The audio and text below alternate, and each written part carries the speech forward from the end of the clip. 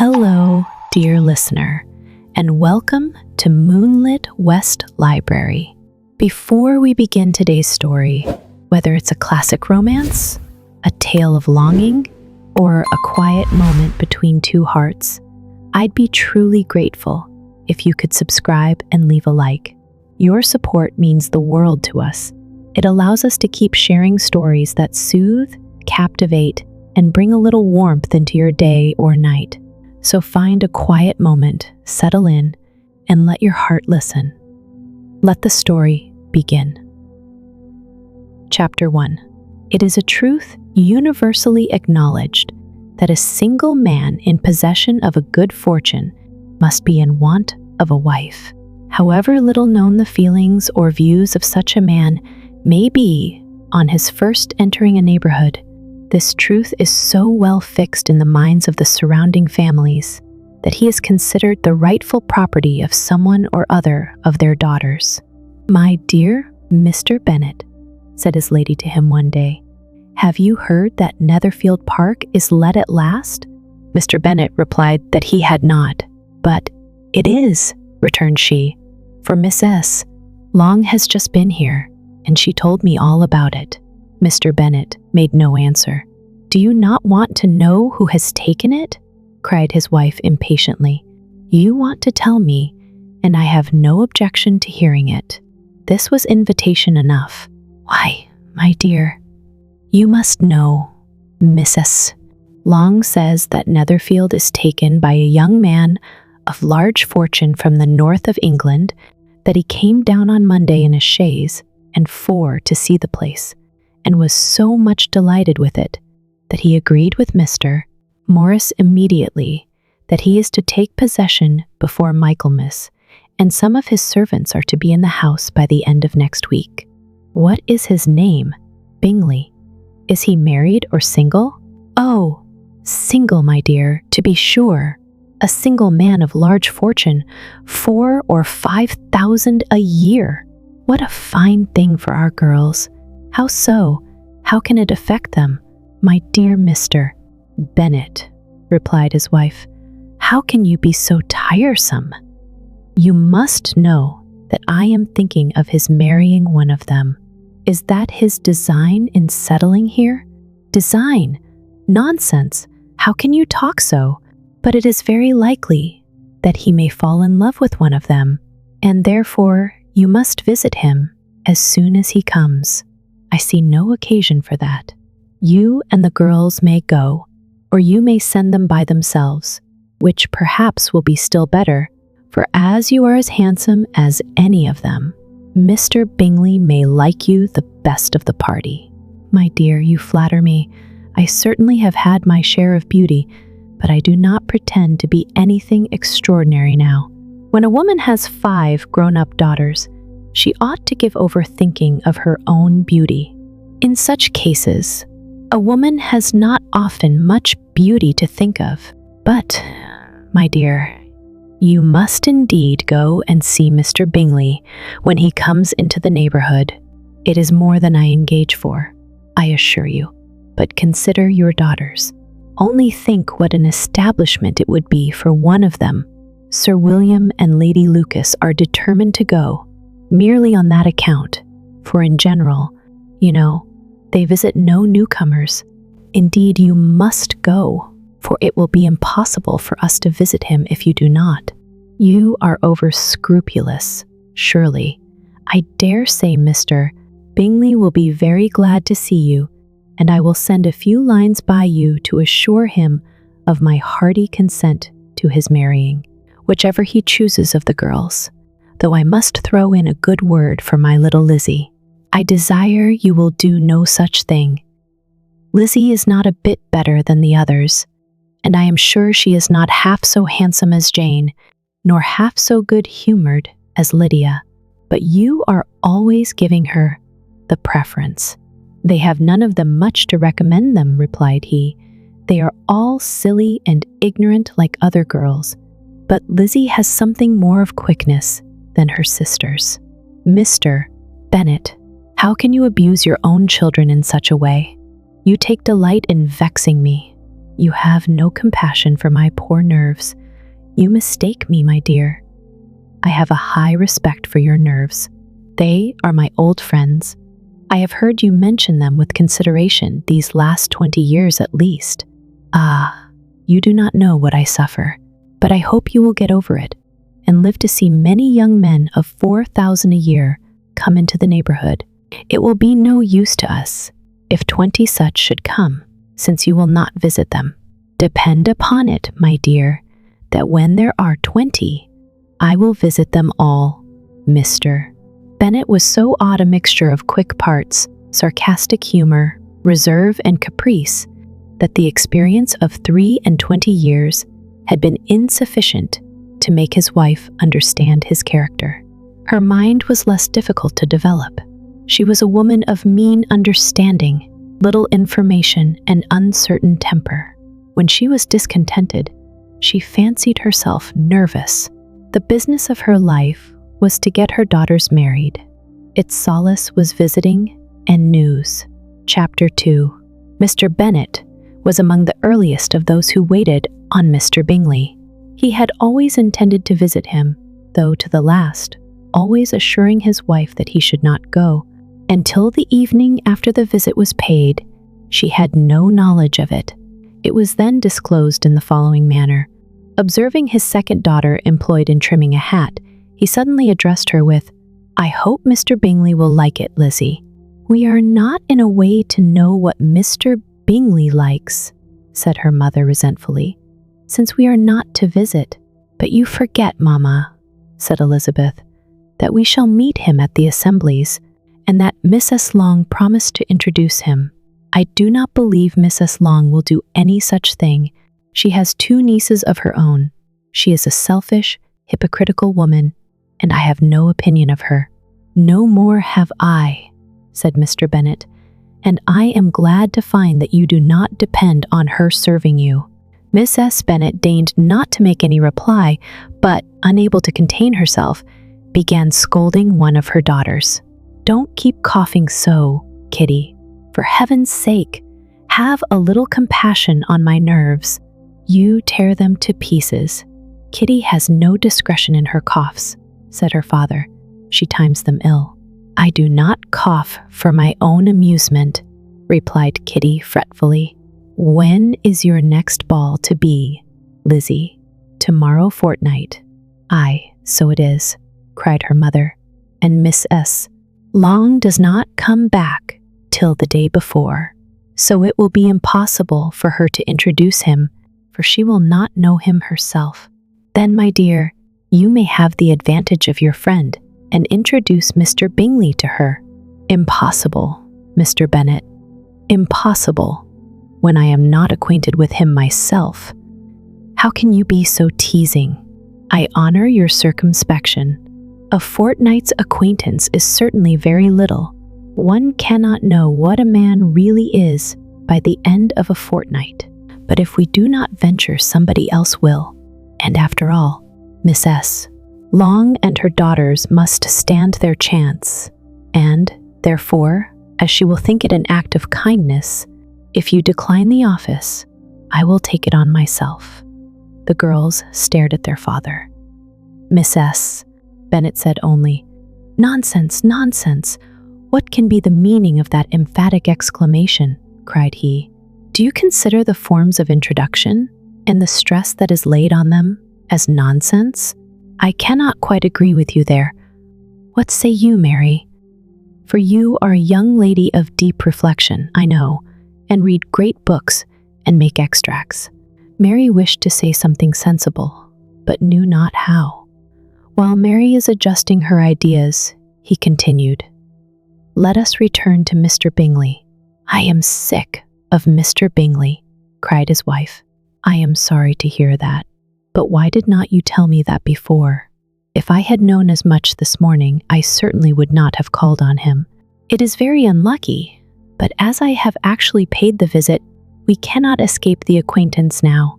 The astonishment of the ladies was just what he wished, that of Miss S. Bennet perhaps surpassing the rest, though.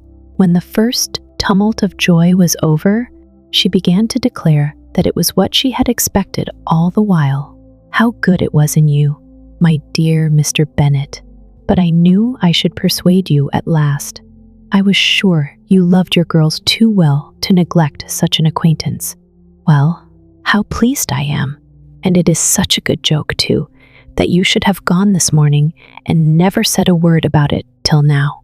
Now, Kitty, you may cough as much as you choose, said Mr. Bennet, and, as he spoke, he left the room, fatigued with the raptures of his wife. What an excellent father you have, girls, said she, when the door was shut. I do not know how you will ever make him amends for his kindness, or me, either, for that matter. At our time of life, it is not so pleasant, I can tell you, to be making new acquaintances every day, but for your sakes, we would do anything. Lydia, my love, though you are the youngest, I dare say Mr. Bingley will dance with you at the next ball. Oh, said Lydia stoutly, I am not afraid, for though I am the youngest, I'm the tallest. The rest of the evening was spent in conjecturing how soon he would return Mr. Bennet's visit, and determining when they should ask him to dinner. Chapter 3. Not all that Miss S. Bennet, however, with the assistance of her 5 daughters, could ask on the subject, was sufficient to draw from her husband any satisfactory description of Mr. Bingley. They attacked him in various ways with barefaced questions, ingenious suppositions, and distant surmises, but he eluded the skill of them all, and they were at last obliged to accept the second-hand intelligence of their neighbor, Lady Lucas. Her report was highly favorable.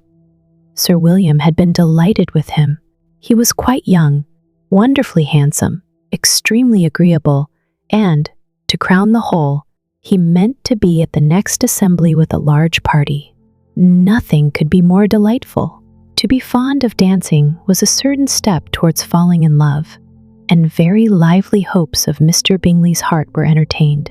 If I can but see one of my daughters happily settled at Netherfield, said Mrs. Bennet to her husband, and all the others equally well married, I shall have nothing to wish for. In a few days, Mr. Bingley returned Mr. Bennet's visit and sat about 10 minutes with him in his library. He had entertained hopes of being admitted to a sight of the young ladies, of whose beauty he had heard much, but he saw only the father. The ladies were somewhat more fortunate, for they had the advantage of ascertaining from an upper window that he wore a blue coat and rode a black horse. An invitation to dinner was soon afterwards dispatched, and already had Miss S. Bennet planned the courses that were to do credit to her housekeeping, when an answer arrived which deferred it all. Mr. Bingley was obliged to be in town the following day, and, consequently, unable to accept the honor of their invitation, etc. Mrs. Bennet was quite disconcerted. She could not imagine what business he could have in town so soon after his arrival in Hertfordshire, and she began to fear that he might be always flying about from one place to another, and never settled at Netherfield, as he ought to be. Lady Lucas quieted her fears a little by starting the idea of his being gone to London only to get a large party for the ball, and a report soon followed that Mr. Bingley was to bring 12 ladies and 7 gentlemen with him to the assembly. The girls grieved over such a number of ladies, but were comforted the day before the ball by hearing that instead of 12, he brought only 6 with him from London, his 5 sisters and a cousin. And when the party entered the assembly room, it consisted of only 5 altogether: Mr. Bingley, his 2 sisters, the husband of the eldest, and another young man. Mr. Bingley was good-looking and gentlemanlike. He had a pleasant countenance and easy, unaffected manners. His sisters were fine women with an air of decided fashion. His brother-in-law, Mr. Hurst, merely looked the gentleman, but his friend, Mr. Darcy, soon drew the attention of the room by his fine, tall person, handsome features, noble mien, and the report which was in general circulation within 5 minutes after his entrance, of his having 10,000 a year. The gentlemen pronounced him to be a fine figure of a man. The ladies declared he was much handsomer than Mr. Bingley, and he was looked at with great admiration for about half the evening, till his manners gave a disgust which turned the tide of his popularity, for he was discovered to be proud, to be above his company, and above being pleased, and not all his large estate in Derbyshire could then save him from having a most forbidding, disagreeable countenance, and being unworthy to be compared with his friend, Mr. Bingley had soon made himself acquainted with all the principal people in the room. He was lively and unreserved, danced every dance, was angry that the ball closed so early, and talked of giving one himself at Netherfield. Such amiable qualities must speak for themselves. What a contrast between him and his friend, Mr. Darcy, danced only once with Miss S. Hurst and once with Miss Bingley, declined being introduced to any other lady, and spent the rest of the evening in walking about the room, speaking occasionally to one of his own party. His character was decided. He was the proudest, most disagreeable man in the world, and everybody hoped that he would never come there again. Amongst the most violent against him was Mrs. Bennet, whose dislike of his general behavior was sharpened into particular resentment by his having slighted one of her daughters. Elizabeth Bennet had been obliged, by the scarcity of gentlemen, to sit down for 2 dances, and during part of that time, Mr. Darcy had been standing near enough for her to hear a conversation between him and Mr. Bingley, who came from the dance for a few minutes to press his friend to join it. "Come, Darcy," said he, "I must have you dance. I hate to see you standing about by yourself in this stupid manner. You had much better dance. I certainly shall not. You know how I detest it, unless I am particularly acquainted with my partner. At such an assembly as this, it would be insupportable. Your sisters are engaged, and there is not another woman in the room whom it would not be a punishment to me to stand up with." "I would not be so fastidious as you are," cried Mr. Bingley, "for a kingdom. Upon my honor, I never met with so many pleasant girls in my life as I have this evening, and there are several of them you see uncommonly pretty." "You are dancing with the only handsome girl in the room," said Mr. Darcy, looking at the eldest Miss Bennet. "Oh, she is the most beautiful creature I ever beheld. But there is one of her sisters sitting down just behind you, who is very pretty, and I dare say very agreeable. Do let me ask my partner to introduce you. Which do you mean?" And turning round, he looked for a moment at Elizabeth, till catching her eye, he withdrew his own and coldly said, "She is tolerable, but not handsome enough to tempt me. I am in no humor at present to give consequence to young ladies who are slighted by other men. You had better return to your partner and enjoy her smiles, for you are wasting your time with me." Mr. Bingley followed his advice. Mr. Darcy walked off, and Elizabeth remained with no very cordial feelings toward him. She told the story, however, with great spirit among her friends, for she had a lively, playful disposition, which delighted in anything ridiculous. The evening altogether passed off pleasantly to the whole family. Miss S. Bennet had seen her eldest daughter much admired by the Netherfield party. Mr. Bingley had danced with her twice, and she had been distinguished by his sisters. Jane was as much gratified by this as her mother could be, though in a quieter way. Elizabeth felt Jane's pleasure. Mary had heard herself mentioned to Miss Bingley as the most accomplished girl in the neighborhood, and Catherine and Lydia had been fortunate enough never to be without partners, which was all that they had yet learnt to care for at a ball. They returned, therefore, in good spirits to Longbourn, the village where they lived, and of which they were the principal inhabitants. They found Mr. Bennet still up. With a book he was regardless of time, and on the present occasion He had a good deal of curiosity as to the events of an evening which had raised such splendid expectations. He had rather hoped that his wife's views on the stranger would be disappointed, but he soon found out that he had a different story to hear. "Oh, me dear Mr. Bennet," as she entered the room, "we have had a most delightful evening, a most excellent ball. I wish you had been there." Jane was so admired. Nothing could be like it. Everybody said how well she looked, and Mr. Bingley thought her quite beautiful and danced with her twice. Only think of that, my dear. He actually danced with her twice, and she was the only creature in the room that he asked a second time. First of all, he asked Miss Lucas. I was so vexed to see him stand up with her, but however, he did not admire her at all. Indeed, nobody can, you know, and he seemed quite struck with Jane as she was going down the dance. So he inquired who she was and got introduced, and asked her for the two next. Then, the 2/3 he danced with Miss King, and the 2/4 with Maria Lucas, and the 2/5 with Jane again, and the 2/6 with Lizzie, and the Boulanger. If he had had any compassion for me, cried her husband impatiently, he would not have danced half so much. For God's sake, say no more of his partners. Oh, that he had sprained his ankle in the first place. Oh, my dear, I am quite delighted with him. He is so excessively handsome, and his sisters are charming women. I never in my life saw anything more elegant than their dresses. I dare say the lace upon Miss S. Hurst's gown. Here she was interrupted again. Mr.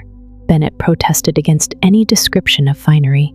She was therefore obliged to seek another branch of the subject, and related, with much bitterness of spirit and some exaggeration, the shocking rudeness of Mr. Darcy.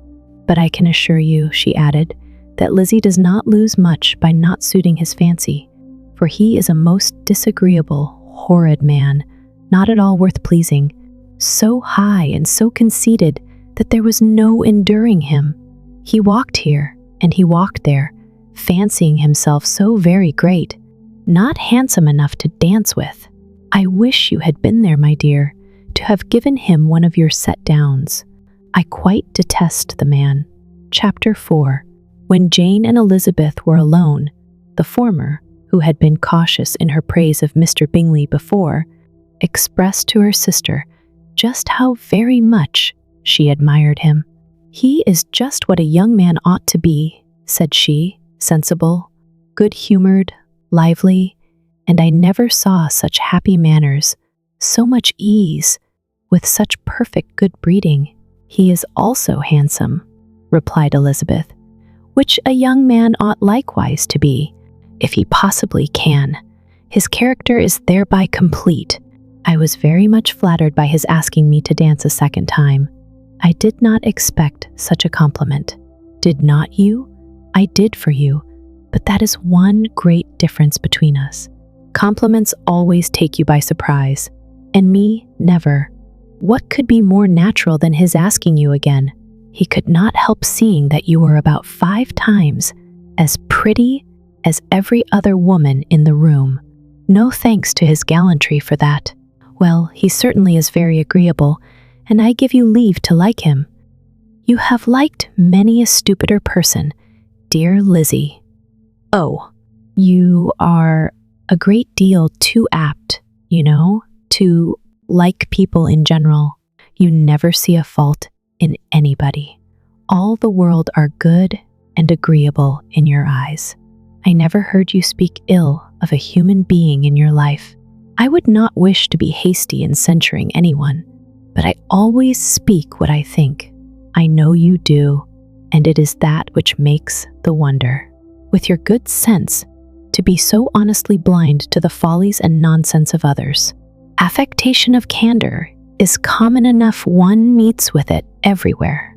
But to be candid without ostentation or design, to take the good of everybody's character and make it still better, and say nothing of the bad, belongs to you alone. "And so you like this man's sisters too, do you? Their manners are not equal to his." "Certainly not at first, but they are very pleasing women when you converse with them. Miss Bingley is to live with her brother and keep his house, and I am much mistaken if we shall not find a very charming neighbor in her." Elizabeth listened in silence, but was not convinced.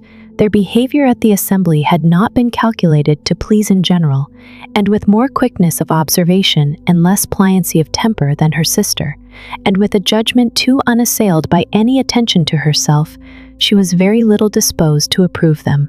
They were in fact very fine ladies, not deficient in good humor when they were pleased, nor in the power of making themselves agreeable when they chose it, but proud and conceited. They were rather handsome, had been educated in one of the first private seminaries in town, had a fortune of £20,000, were in the habit of spending more than they ought, and of associating with people of rank, and were therefore in every respect entitled to think well of themselves and meanly of others. They were of a respectable family in the north of England, a circumstance more deeply impressed on their memories than that their brother's fortune and their own had been acquired by trade. Mr. Bingley inherited property to the amount of nearly £100,000 from his father, who had intended to purchase an estate, but did not live to do it. Mr. Bingley intended it likewise, and sometimes made choice of his county, but as he was now provided with a good house and the liberty of a manor, it was doubtful to many of those who best knew the easiness of his temper, whether he might not spend the remainder of his days at Netherfield, and leave the next generation to purchase. His sisters were anxious for his having an estate of his own, but, though he was now only established as a tenant, Miss Bingley was by no means unwilling to preside at his table, nor was Miss S. Hurst, who had married a man of more fashion than fortune, less disposed to consider his house as her home when it suited her. Mr. Bingley had not been of age 2 years when he was tempted by an accidental recommendation to look at Netherfield House. He did look at it, and into it for half an hour, was pleased with the situation and the principal rooms, satisfied with what the owner said in its praise, and took it immediately. Between him and Darcy there was a very steady friendship, in spite of great opposition of character. Bingley was endeared to Darcy by the easiness, openness, and ductility of his temper, though no disposition could offer a greater contrast to his own, and though with his own he never appeared dissatisfied. On the strength of Darcy's regard, Bingley had the firmest reliance, and of his judgment the highest opinion. In understanding, Darcy was the superior. Bingley was by no means deficient, but Darcy was clever. He was at the same time haughty, reserved, and fastidious, and his manners, though well-bred, were not inviting. In that respect his friend had greatly the advantage. Bingley was sure of being liked wherever he appeared. Darcy was continually giving offense. The manner in which they spoke of the Meryton assembly was sufficiently characteristic. Bingley had never met with more pleasant people or prettier girls in his life. Everybody had been most kind and attentive to him. There had been no formality, no stiffness. He had soon felt acquainted with all the room, and, as to Miss Bennet, he could not conceive an angel more beautiful. Darcy, on the contrary, had seen a collection of people in whom there was little beauty and no fashion, for none of whom he had felt the smallest interest, and from none received either attention or pleasure. Miss Bennet he acknowledged to be pretty, but she smiled too much. Miss S.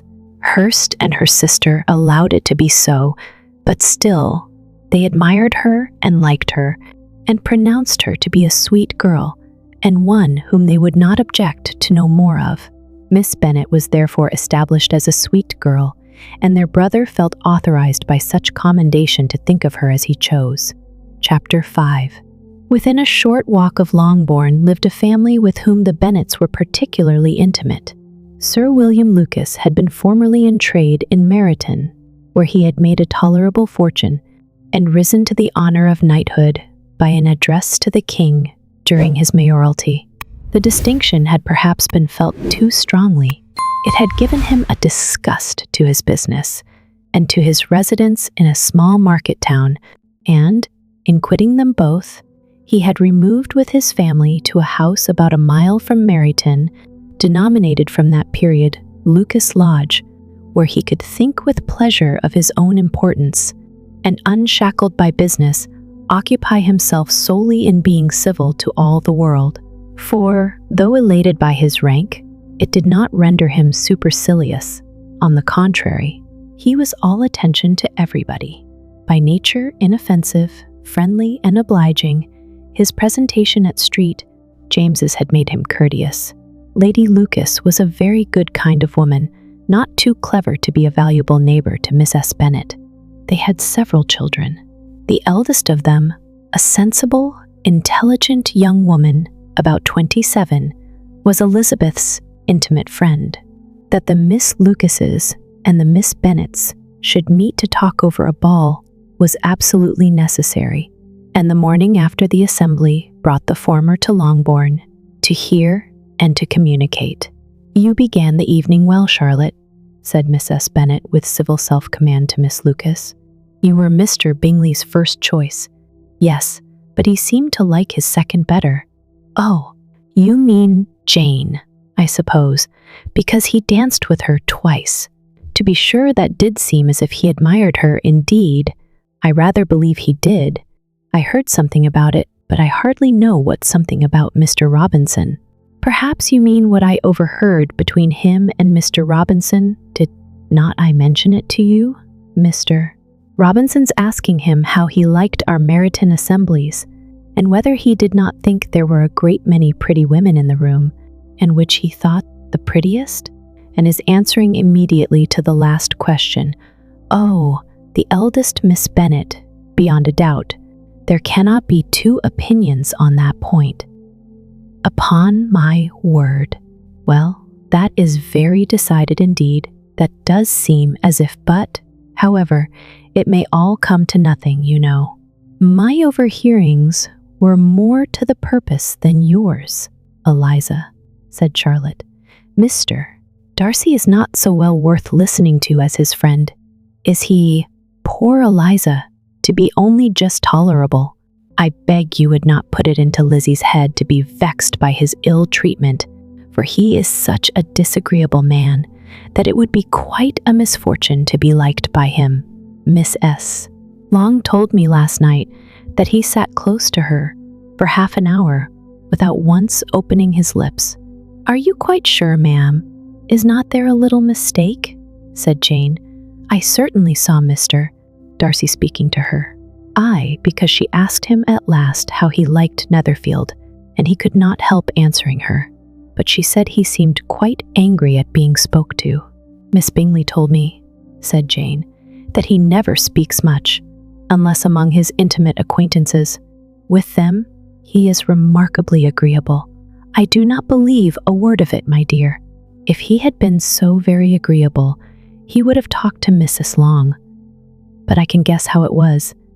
Everybody says that he is eat up with pride, and I dare say he had heard somehow that Mrs. Long does not keep a carriage and had come to the ball in a hack chaise. I do not mind his not talking to Miss S. Long," said Miss Lucas, "but I wish he had danced with Eliza." "Another time, Lizzie," said her mother. "I would not dance with him if I were you. I believe, ma'am, I may safely promise you never to dance with him."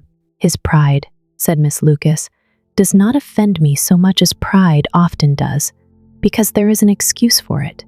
One cannot wonder that so very fine a young man, with family, fortune, everything in his favor, should think highly of himself. If I may so express it, he has a right to be proud." "That is very true," replied Elizabeth, "and I could easily forgive his pride if he had not mortified mine." "Pride," observed Mary, who piqued herself upon the solidity of her reflections, "is a very common failing, I believe. By all that I have ever read, I am convinced that it is very common indeed that human nature is particularly prone to it, and that there are very few of us who do not cherish a feeling of self-complacency on the score of some quality or other, real or imaginary. Vanity and pride are different things, though the words are often used synonymously. A person may be proud without being vain. Pride relates more to our opinion of ourselves, vanity to what we would have others think of us. "If I were as rich as Mr. Darcy," cried a young Lucas, who came with his sisters, "I should not care how proud I was. I would keep a pack of foxhounds and drink a bottle of wine a day." "Then you would drink a great deal more than you ought," said Mrs. Bennet, "and if I were to see you at it, I should take away your bottle directly." The boy protested that she should not. She continued to declare that she would, and the argument ended only with the visit. Chapter 6. The ladies of Longbourn soon waited on those of Netherfield. The visit was soon returned in due form. Miss Bennet's pleasing manners grew on the goodwill of Miss S. Hurst and Miss Bingley, and though the mother was found to be intolerable, and the younger sisters not worth speaking to, a wish of being better acquainted with them was expressed towards the two eldest by Jane. This attention was received with the greatest pleasure, but Elizabeth still saw superciliousness in their treatment of everybody, hardly excepting even her sister, and could not like them, though their kindness to Jane, such as it was, had a value as arising in all probability from the influence of their brother's admiration. She mentioned this to her friend Miss Lucas.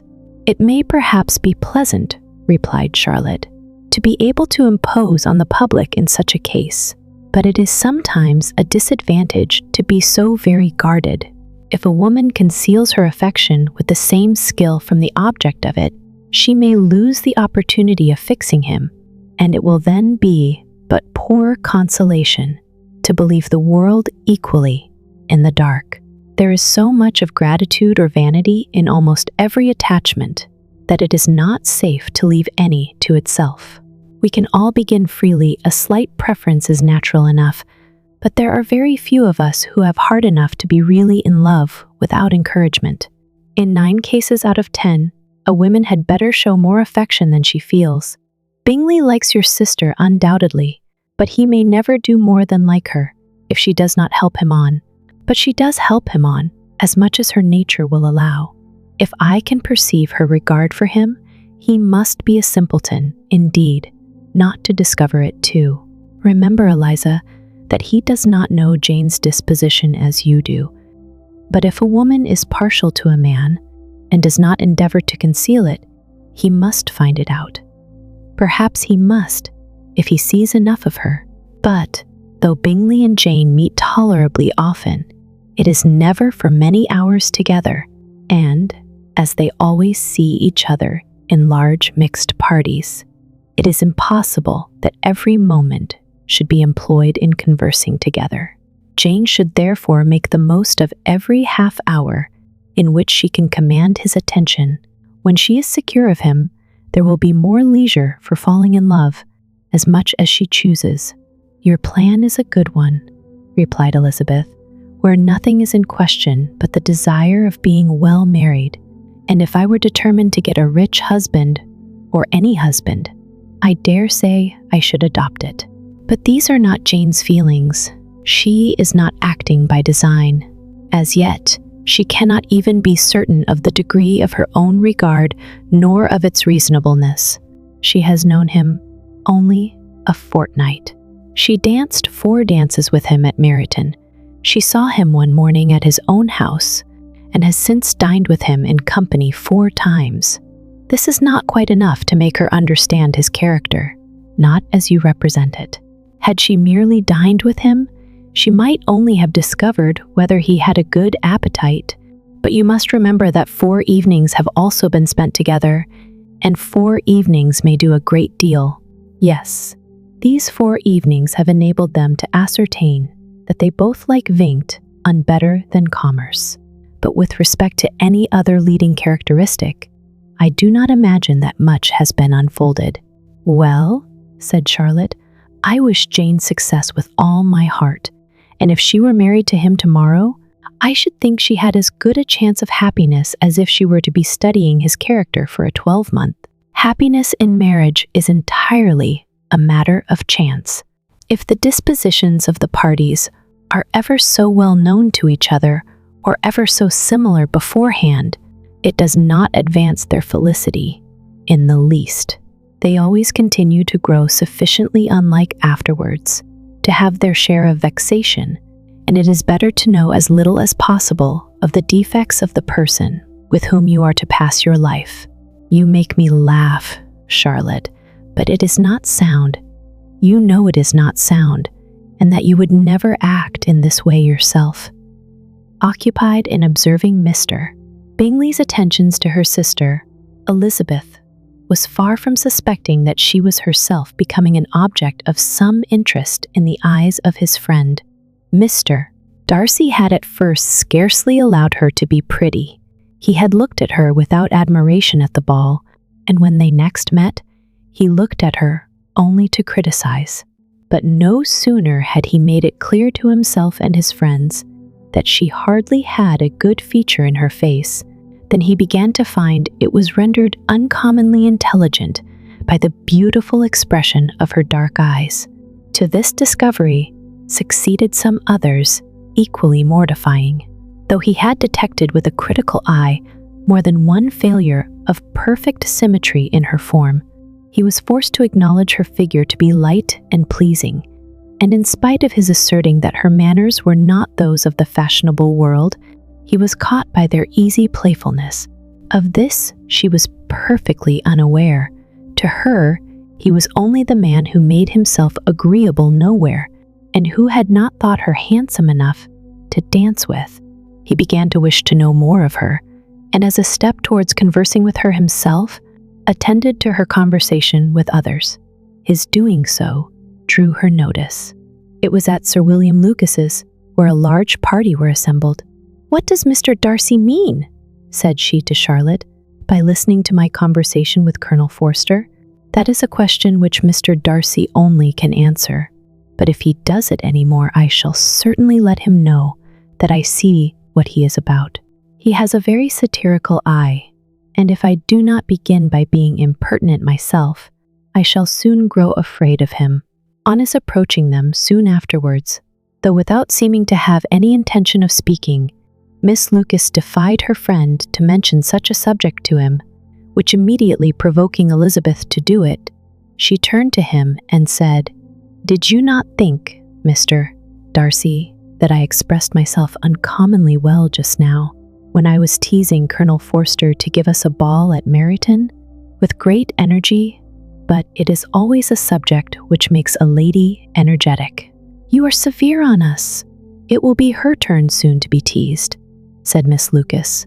"I am going to open the instrument, Eliza, and you know what follows.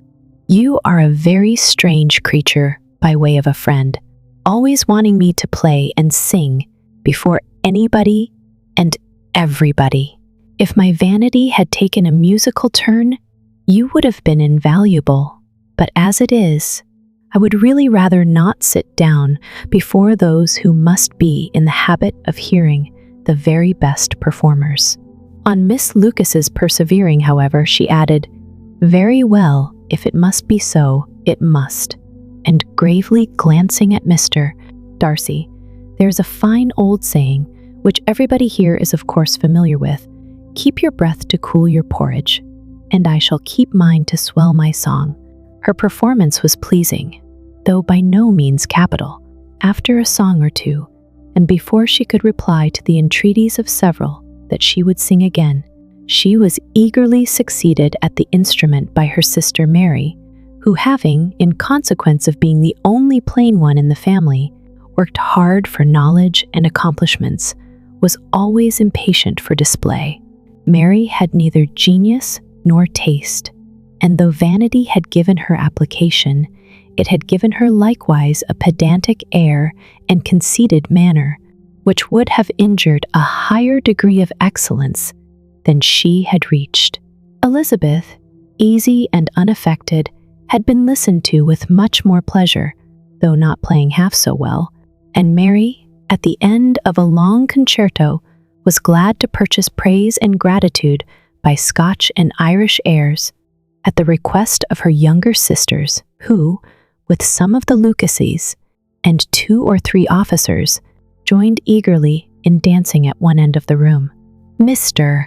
Darcy stood near them in silent indignation at such a mode of passing the evening, to the exclusion of all conversation, and was too much engrossed by his thoughts to perceive that Sir William Lucas was his neighbor, till Sir William thus began: "What a charming amusement for young people this is, Mr.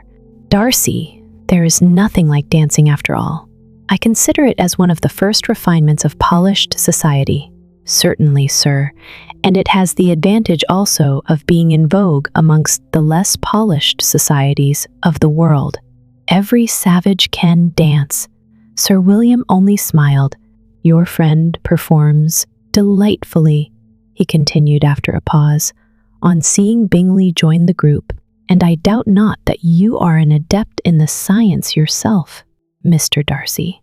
You saw me dance at Meryton, the first believe, sir." "Yes, indeed, and received no inconsiderable pleasure from the sight." "Do you often dance at St. James's?" "Never, sir." "Do you not think it would be a proper compliment to the place?" "It is a compliment which I never pay to any place if I can avoid it." "You have a house in town, I conclude?" Mr. Darcy bowed. "I had once had some thought of fixing in town myself, for I am fond of superior society, but I did not feel quite certain that the air of London would agree with Lady Lucas." He paused in hopes of an answer, but his companion was not disposed to make any, and Elizabeth at that instant moving towards them, he was struck with the action of doing a very gallant thing, and called out to her, "My dear Miss Eliza, why are you not dancing?" "Mr. Darcy, you must allow me to present this young lady to you as a very desirable partner. You cannot refuse to dance, I am sure, when so much beauty is before you." And, taking her hand, he would have given it to Mr. Darcy, who, though extremely surprised, was not unwilling to receive it, when she instantly drew back, and said with some discomposure to Sir William, "Indeed, sir, I have not the least intention of dancing. I entreat you not to suppose that I moved this way in order to beg for a partner." Mr. Darcy, with grave propriety, requested to be allowed the honor of her hand, but in vain. Elizabeth was determined, nor did Sir William at all shake her purpose by his attempt at persuasion. "You excel so much in the dance, Miss Eliza, that it is cruel to deny me the happiness of seeing you, and though this gentleman dislikes the amusement, in general, he can have no objection, I am sure, to oblige us for 1/2 hour." "Mr. Darcy is all politeness," said Elizabeth, smiling. "He is, indeed, but considering the inducement, my dear Miss Eliza, we cannot wonder at his complaisance, for who would object to such a partner?" Elizabeth looked archly and turned away.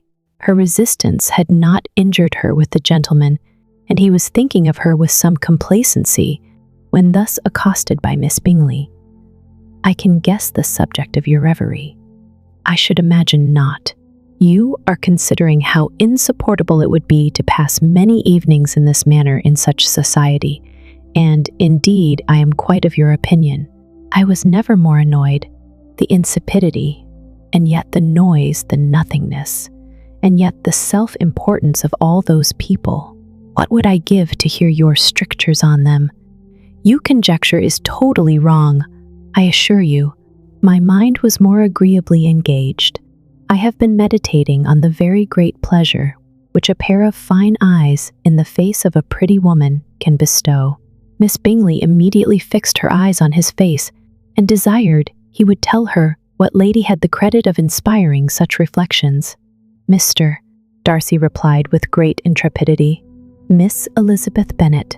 Miss Elizabeth Bennet, repeated Miss Bingley. I am all astonishment. How long has she been such a favorite? And pray, when am I to wish you joy? That is exactly the question which I expected you to ask. A lady's imagination is very rapid. It jumps from admiration to love, from love to matrimony, in a moment. I knew you would be wishing me joy. Nay, if you are serious about it, I shall consider the matter is absolutely settled. You will be having a charming mother-in-law, indeed, and, of course, she will always be at Pemberley with you. He listened to her with perfect indifference while she chose to entertain herself in this manner, and as his composure convinced her that all was safe, her wit flowed long. Chapter 7. Mr. Bennet's property consisted almost entirely in an estate of 2,000 a year, which, unfortunately for his daughters, was entailed, in default of heirs male, on a distant relation, and their mother's fortune, though ample for her situation in life, could but ill supply the deficiency of his. Her father had been an attorney in Meryton, and had left her £4,000. She had a sister, married to a Mr. Phillips, who had been a clerk to their father and succeeded him in the business, and a brother settled in London in a respectable line of trade. The village of Longbourn was only 1 mile from Meryton, a most convenient distance for the young ladies, who were usually tempted thither 3 or 4 times a week to pay their duty to their aunt and to a milliner's shop just over the way. The 2 youngest of the family, Catherine and Lydia, were particularly frequent in these attentions. Their minds were more vacant than their sisters', and when nothing better offered, a walk to Meryton was necessary to amuse their morning hours and furnish conversation for the evening, and however bare of news the country in general might be, they always contrived to learn some from their aunt. At present, indeed, they were well supplied both with news and happiness by the recent arrival of a militia regiment in the neighborhood. It was to remain the whole winter, and Meryton was the headquarters. Their visits to Miss S. Phillips were now productive of the most interesting intelligence. Every day added something to their knowledge of the officers' names and connections. Their lodgings were not long a secret, and at length they began to know the officers themselves. Mr. Phillips visited them all, and this opened to his nieces a store of felicity unknown before. They could talk of nothing but officers, and Mr. Bingley's large fortune, the mention of which gave animation to their mother, was worthless in their eyes when opposed to the regimentals of an ensign. After listening one morning to their effusions on this subject, Mr. Bennet coolly observed, "From all that I can collect by your manner of talking, you must be 2 of the silliest girls in the country. I have suspected it some time, but I am now convinced." Catherine was disconcerted and made no answer, but Lydia, with perfect indifference, continued to express her admiration of Captain Carter and her hope of seeing him in the course of the day, as he was going the next morning to London. "I am astonished, my dear," said Mrs. Bennet, "that you should be so ready to think your own children silly.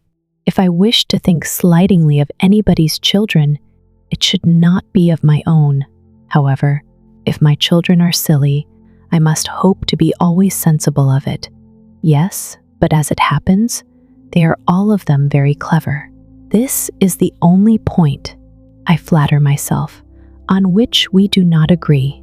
I had hoped that our sentiments coincided in every particular, but I must so far differ from you as to think our 2 youngest daughters uncommonly foolish.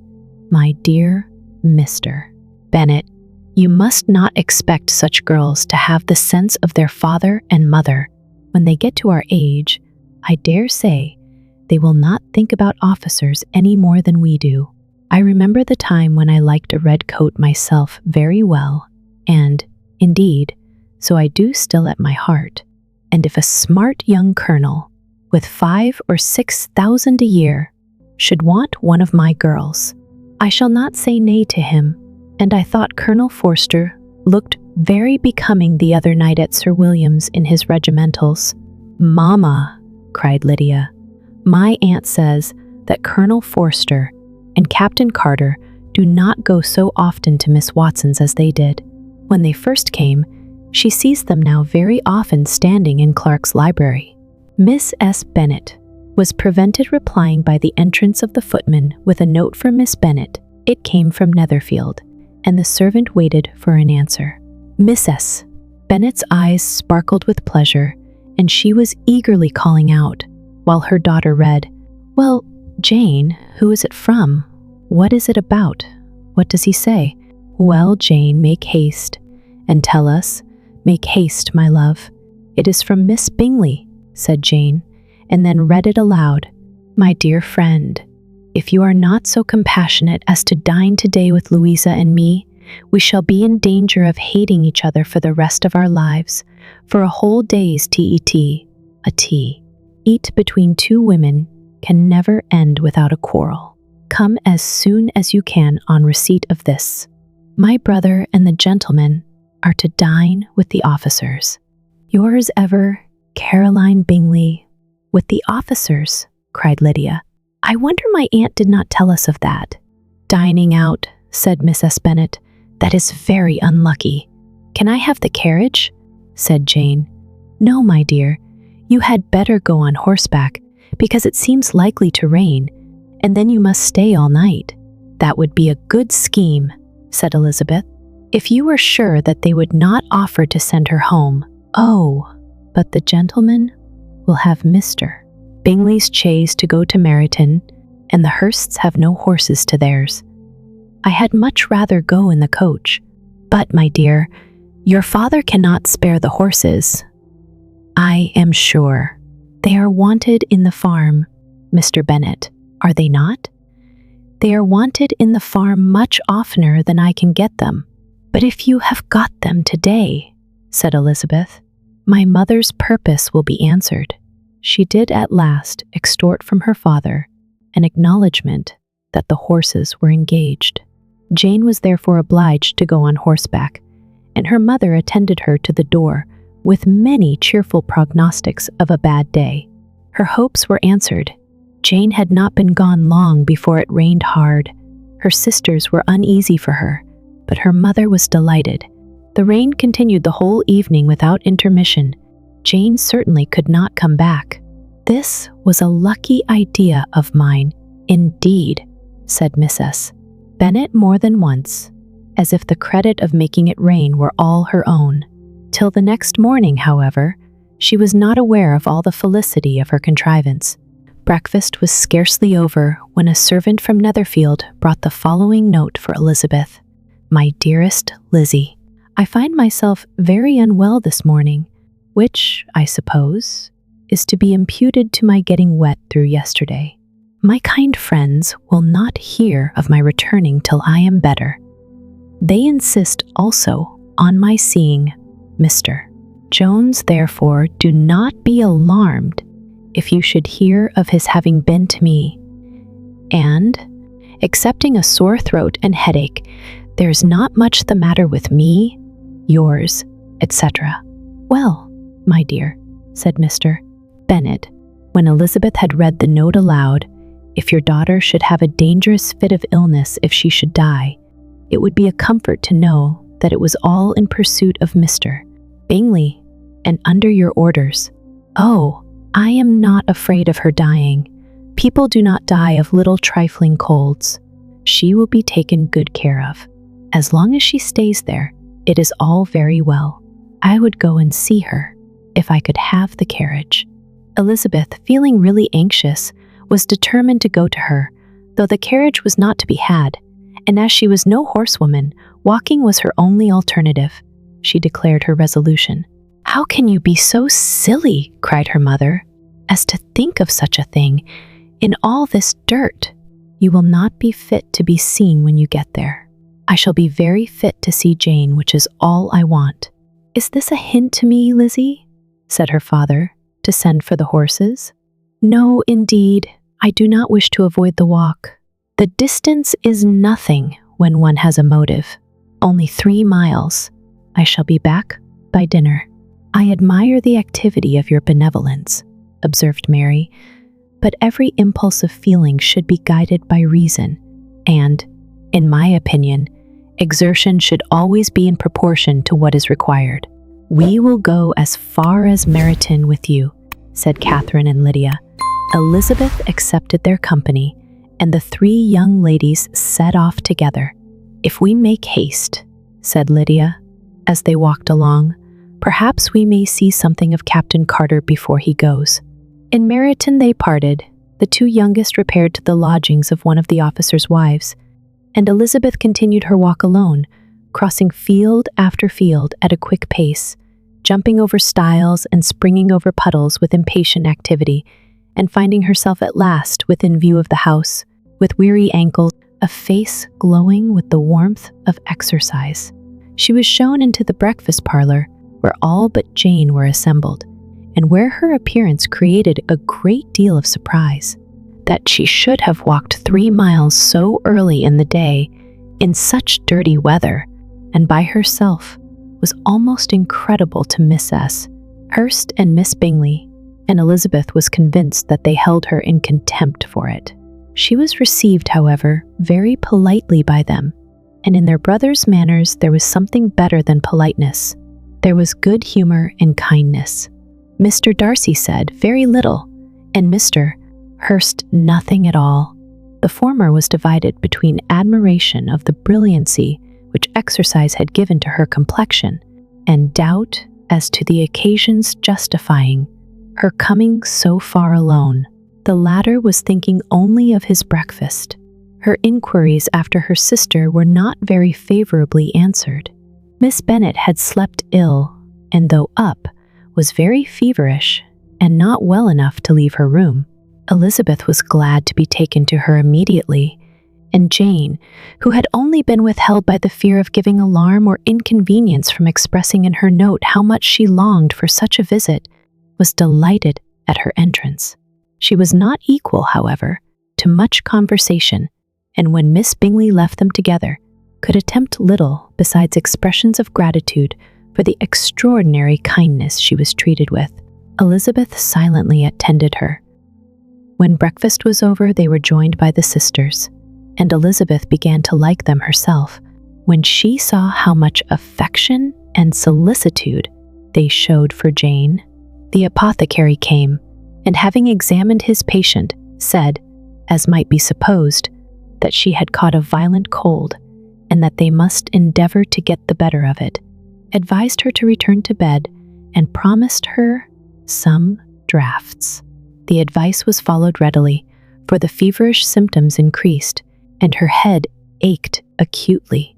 Elizabeth did not quit her room for a moment, nor were the other ladies often absent, the gentlemen being out.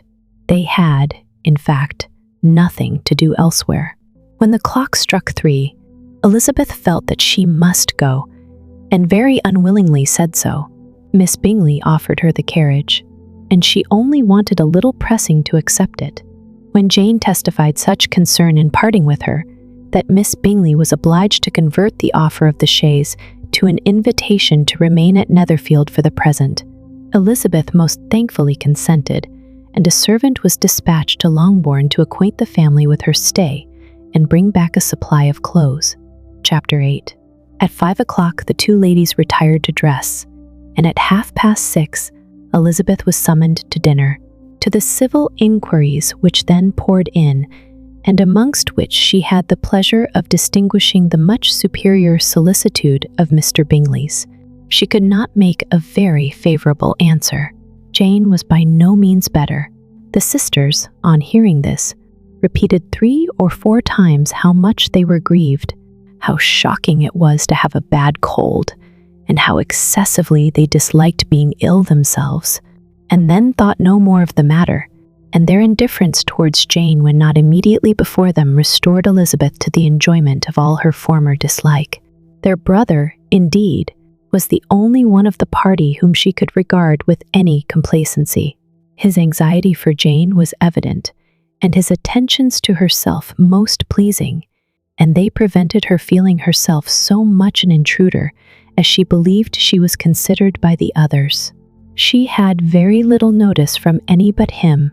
Miss Bingley was engrossed by Mr. Darcy, her sister scarcely less so, and as for Mr. Hurst, by whom Elizabeth sat, he was an indolent man who lived only to eat, drink, and play at cards, who, when he found her to prefer a plain dish to a ragout, had nothing to say to her. When dinner was over, she returned directly to Jane, and Miss Bingley began abusing her as soon as she was out of the room. Her manners were pronounced to be very bad indeed, a mixture of pride and impertinence. She had no conversation, no style, no beauty. Mrs. Hurst thought the same and added, "She has nothing, in short, to recommend her, but being an excellent walker. I shall never forget her appearance this morning. She really looked almost wild." "She did, indeed, Louisa. I could hardly keep my countenance. Very nonsensical to come at all. Why must she be scampering about the country? Because her sister had a cold. Her hair, so untidy, so blowsy. Yes, and her petticoat. I hope you saw her petticoat, 6 inches deep in mud. I am absolutely certain. And the gown which had been let down to hide it, not doing its office." "Your picture may be very exact, Louisa," said Bingley, "but this was all lost upon me. I thought Miss Elizabeth Bennet looked remarkably well when she came into the room this morning. Her dirty petticoat quite escaped my notice." "You observed it, Mr. Darcy, I am sure," said Miss Bingley, "and I am inclined to think that you would not wish to see your sister make such an exhibition." "Certainly not. To walk 3 miles, or 4 miles, or 5 miles, or whatever it is, above her ankles in dirt, and alone, quite alone. What could she mean by it? It seems to me to show an abominable sort of conceited independence, a most country town indifference to decorum. It shows an affection for her sister that is very pleasing," said Bingley. "I am afraid, Mr. Darcy," observed Miss Bingley in a half-whisper, "that this adventure has rather affected your admiration of her fine eyes." "Not at all," he replied. "They were brightened by the exercise." A short pause followed this speech, and Mrs. Hurst began again. "I have excessive regard for Miss Jane Bennet. She is really a very sweet girl, and I wish with all my heart she were well settled. But with such a father and mother, and such low connections, I am afraid there is no chance of it. I think I have heard you say that their uncle is an attorney on Meryton." "Yes, and they have another, who lives somewhere near Cheapside." "That is capital," added her sister, and they both laughed heartily. "If they had uncles enough to fill all Cheapside," cried Bingley, "it would not make them one jot less agreeable. But it must very materially lessen their chance of marrying men of any consideration in the world," replied Darcy. To this speech, Bingley made no answer, but his sisters gave it their hearty assent, and indulged their mirth for some time at the expense of their dear friend's vulgar relations. With a renewal of tenderness, however, they returned to her room on leaving the dining parlour, and sat with her till summoned to coffee. She was still very poorly, and Elizabeth would not quit her at all, till late in the evening, when she had the comfort of seeing her sleep, and when it seemed to her rather right than pleasant that she should go downstairs herself. On entering the drawing-room, she found the whole party at loo, and was immediately invited to join them, but suspecting them to be playing high, she declined it, and making her sister the excuse, said she would amuse herself for the short time she could stay below, with a book. Mr. Hurst looked at her with astonishment. "Do you prefer reading to cards?" said he. "That is rather singular. Miss Eliza Bennet," said Miss Bingley, "despises cards. She is a great reader, and has no pleasure in anything else." "I deserve neither such praise nor such censure," cried Elizabeth. "The first am not a great reader, and I have pleasure in many things. "In nursing your sister, I am sure you have pleasure," said Bingley, "and I hope it will be soon increased by seeing her quite well." Elizabeth thanked him from her heart, and then walked towards the table where a few books were lying. He immediately offered to fetch her others, all that his library afforded. "And I wish my collection were larger for your benefit and my own credit. But I am an idle fellow, and though I have not many, I have more than I ever looked into." Elizabeth assured him that she could suit herself perfectly with those in the room. "I am astonished," said Miss Bingley, "that my father should have left so small a collection of books. What a delightful library you have at Pemberley, Mr. Darcy." "It ought to be good," he replied. "It has been the work of many generations. And then you have added so much to it yourself. You are always buying books. I cannot comprehend the neglect of a family library in such days as these." "Neglect? I am sure you neglect nothing that can add to the beauties of that noble place. Charles, when you build your house, I wish it may be half as delightful as Pemberley. I wish it may. But I would really advise you to make your purchase in that neighborhood, and take Pemberley for a kind of model.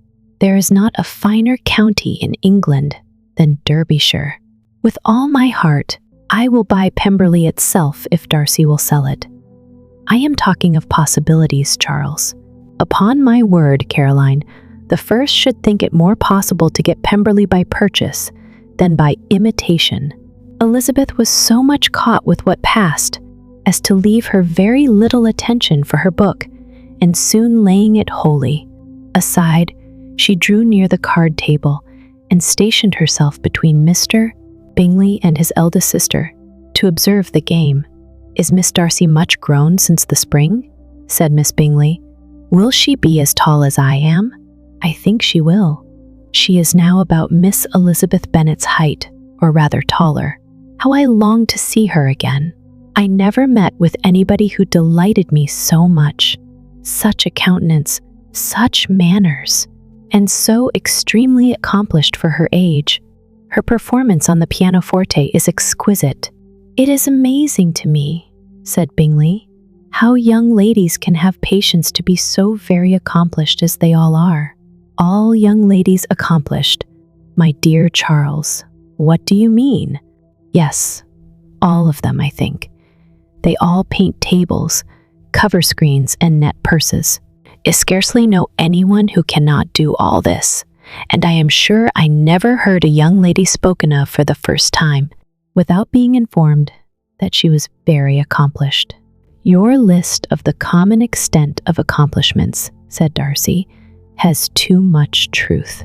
The word is applied to many a woman who deserves it no otherwise than by netting a purse or covering a screen. But I am very far from agreeing with you in your estimation of ladies in general.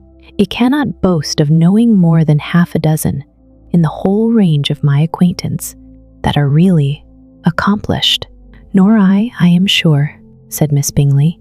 "Then," observed Elizabeth, "you must comprehend a great deal in your idea of an accomplished woman." "Yes, I do comprehend a great deal in it." "Oh, certainly," cried his faithful assistant. "No one can be really esteemed accomplished who does not greatly surpass what is usually met with. A woman must have a thorough knowledge of music, singing, drawing, dancing, and the modern languages to deserve the word, and besides all this, she must possess a certain something in her air and manner of walking, the tone of her voice, her address and expressions, or the word will be but half deserved. All this she must possess," added Darcy, "and to all this she must yet add something more substantial in the improvement of her mind by extensive reading. I am no longer surprised at your knowing only 6 accomplished women. I rather wonder now at your knowing any.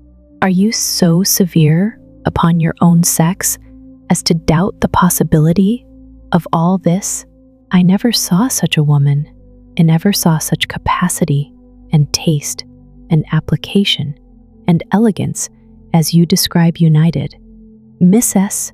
Hurst and Miss Bingley Both cried out against the injustice of her implied doubt and were both protesting that they knew many women who answered this description. When Mr. Hurst called them to order with bitter complaints of their inattention to what was going forward. As all conversation was thereby at an end, Elizabeth soon afterwards left the room. "Elizabeth Bennet," said Miss Bingley, when the door was closed on her, "is one of those young ladies who seek to recommend themselves to the other sex by undervaluing their own, and with many men, I dare say, it succeeds. But, in my opinion, it is a paltry device, a very mean art." "Undoubtedly," replied Darcy, to whom this remark was chiefly addressed, "there is a meanness in all the arts which ladies sometimes condescend to employ for captivation. Whatever bears affinity to cunning is despicable." Miss Bingley was not so entirely satisfied with this reply as to continue the subject. Elizabeth joined them again, only to say that her sister was worse, and that she could not leave her. Bingley urged Mr. Jones being sent for immediately, while his sisters, convinced that no country advice could be of any service, recommended and expressed to town for one of the most eminent physicians. This she would not hear of, but she was not so unwilling to comply with their brother's proposal, and it was settled that Mr. Jones should be sent for early in the morning, if Miss Bennet were not decidedly better. Bingley was quite uncomfortable. His sisters declared that they were miserable. They solaced their wretchedness, however, by duets after supper, while he could find no better relief to his feelings than by giving his housekeeper directions that every attention might be paid to the sick lady and her sister. Chapter 9. Elizabeth passed the chief of the night in her sister's room, and in the morning had the pleasure of being able to send a tolerable answer to the inquiries which she very early received from Mr. Bingley by a housemaid, and some time afterwards from the two elegant ladies who waited on his sisters. In spite of this amendment, however, she requested to have a note sent to Longbourn, desiring her mother to visit Jane and form her own judgment of her situation. The note was immediately dispatched, and its contents as quickly complied with. Miss S. Bennet, accompanied by her two youngest girls, reached Netherfield soon after the family breakfast. Had she found Jane in any apparent danger? Miss S. Bennet would have been very miserable, but being satisfied on seeing her that her illness was not alarming, she had no wish of her recovering immediately, as her restoration to health would probably remove her from Netherfield. She would not listen, therefore, to her daughter's proposal of being carried home. Neither did the apothecary, who arrived about the same time, think it at all advisable. After sitting a little while with Jane, on Miss Bingley's appearance and invitation, the mother and three daughters all attended her into the breakfast parlor. Bingley met them with hopes that Miss S. Bennet had not found Miss Bennet worse than she expected. "Indeed I have, sir," was her answer. "She is a great deal too ill to be moved. Mr. Jones says we must not think of moving her. We must trespass a little longer on your kindness." "Removed?" cried Bingley. "It must not be thought of. My sister, I am sure, will not hear of her removal." "You may depend upon it, madam," said Miss Bingley with cold civility, "that Miss Bennet will receive every possible attention while she remains with us." Miss S. Bennet was profuse in her acknowledgments. "I am sure," she added, "if it was not for such good friends, I do not know what would become of her, for she is very ill indeed, and suffers a vast deal, though with the greatest patience in the world, which is always the way with her, for she has, without exception, the sweetest temper I have ever met with. I often tell my other girls they are nothing to her. You have a sweet room here, Mr. Bingley, and a charming prospect over the gravel walk. I do not know a place in the country that is equal to Netherfield. You will not think of quitting it in a hurry, I hope, though you have but a short lease." "Whatever I do is done in a hurry," replied he, "and therefore if I should resolve to quit Netherfield, I should probably be off in 5 minutes. At present, however, I consider myself as quite fixed here. That is exactly what I should have supposed of you," said Elizabeth. "You begin to comprehend me, do you?" cried he, turning towards her. "Oh, yes, I understand you perfectly. I wish I might take this for a compliment, but to be so easily seen through, I am afraid is pitiful. That is as it happens. It does not follow that a deep, intricate character is more or less estimable than such a one as yours." "Lizzie," cried her mother, "remember where you are, and do not run on in the wild manner that you are suffered to do at home.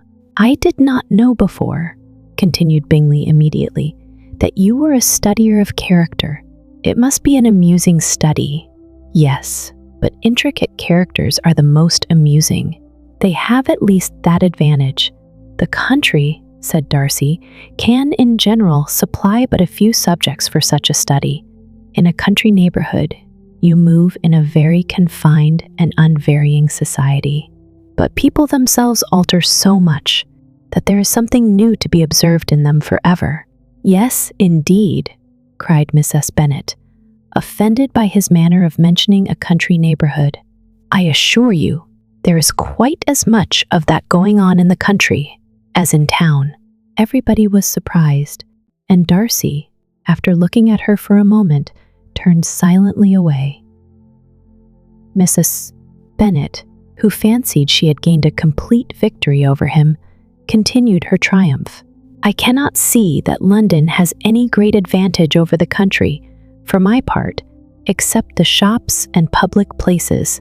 The country is a vast deal pleasanter, is it not, Mr. Bingley?"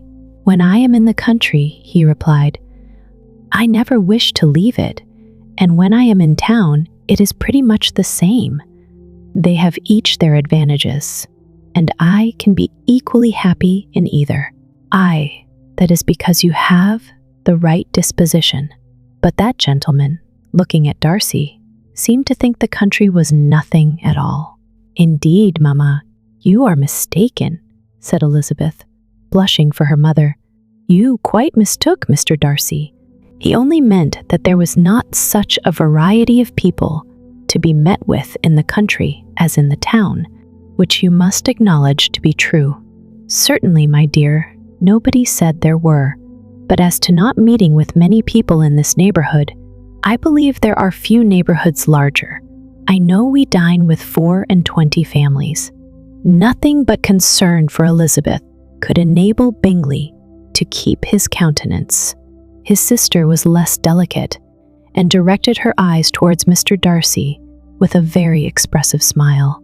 Elizabeth, for the sake of saying something that might turn her mother's thoughts, now asked her if Charlotte Lucas had been at Longbourn since her coming away.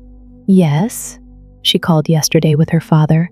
"What an agreeable man Sir William is, Mr. Bingley, is not he? So much the man of fashion, so genteel and easy. He had always something to say to everybody.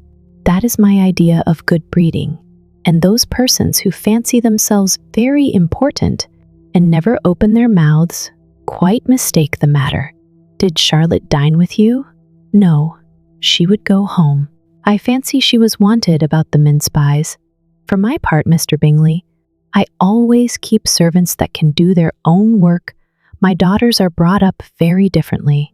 But everybody is to judge for themselves, and the Lucases are a very good sort of girls. I assure you, it is a pity they are not handsome. Not that I think Charlotte so very plain, but then she is our particular friend. She seems a very pleasant young woman." "Oh, dear, yes, but you must own she is very plain. Lady Lucas herself has often said so and envied me Jane's beauty. I do not like to boast of my own child, but to be sure, Jane one does not often see anybody better looking. It is what everybody says. I do not trust my own partiality. When she was only 15, there was a man at my brother Gardner's in town so much in love with her that my sister-in-law was sure he would make her an offer before we came away. But, however, He did not. Perhaps he thought her too young.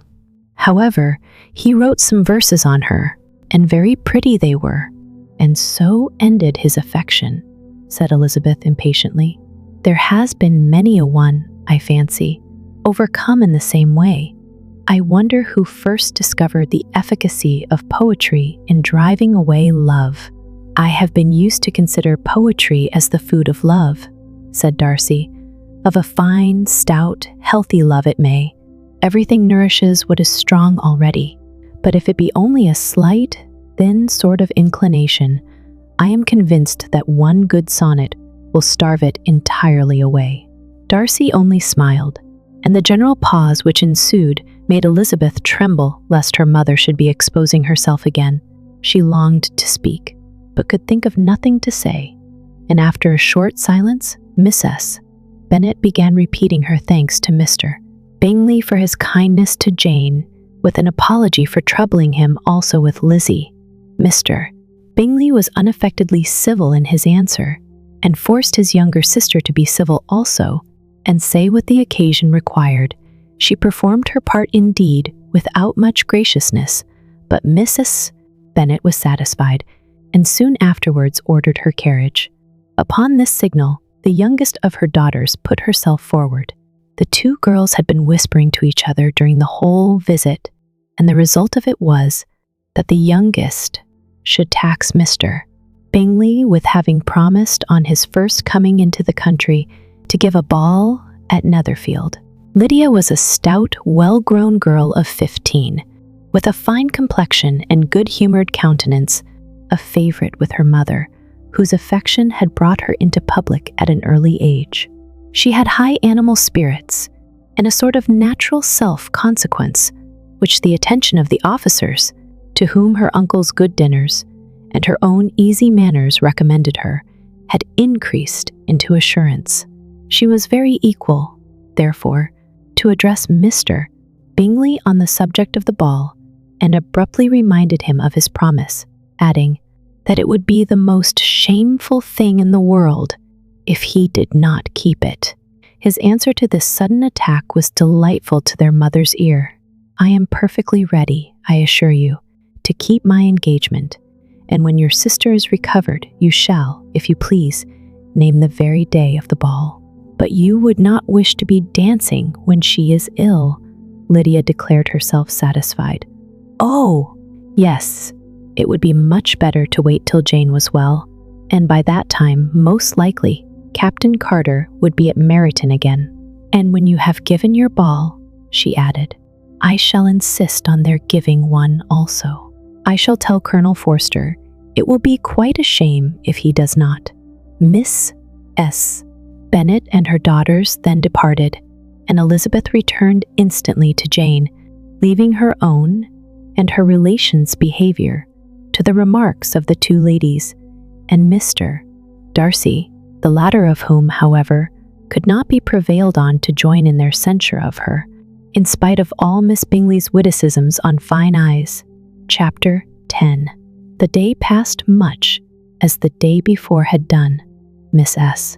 Hurst and Miss Bingley had spent some hours of the morning with the invalid, who continued, though slowly, to mend, and in the evening, Elizabeth joined their party in the drawing-room.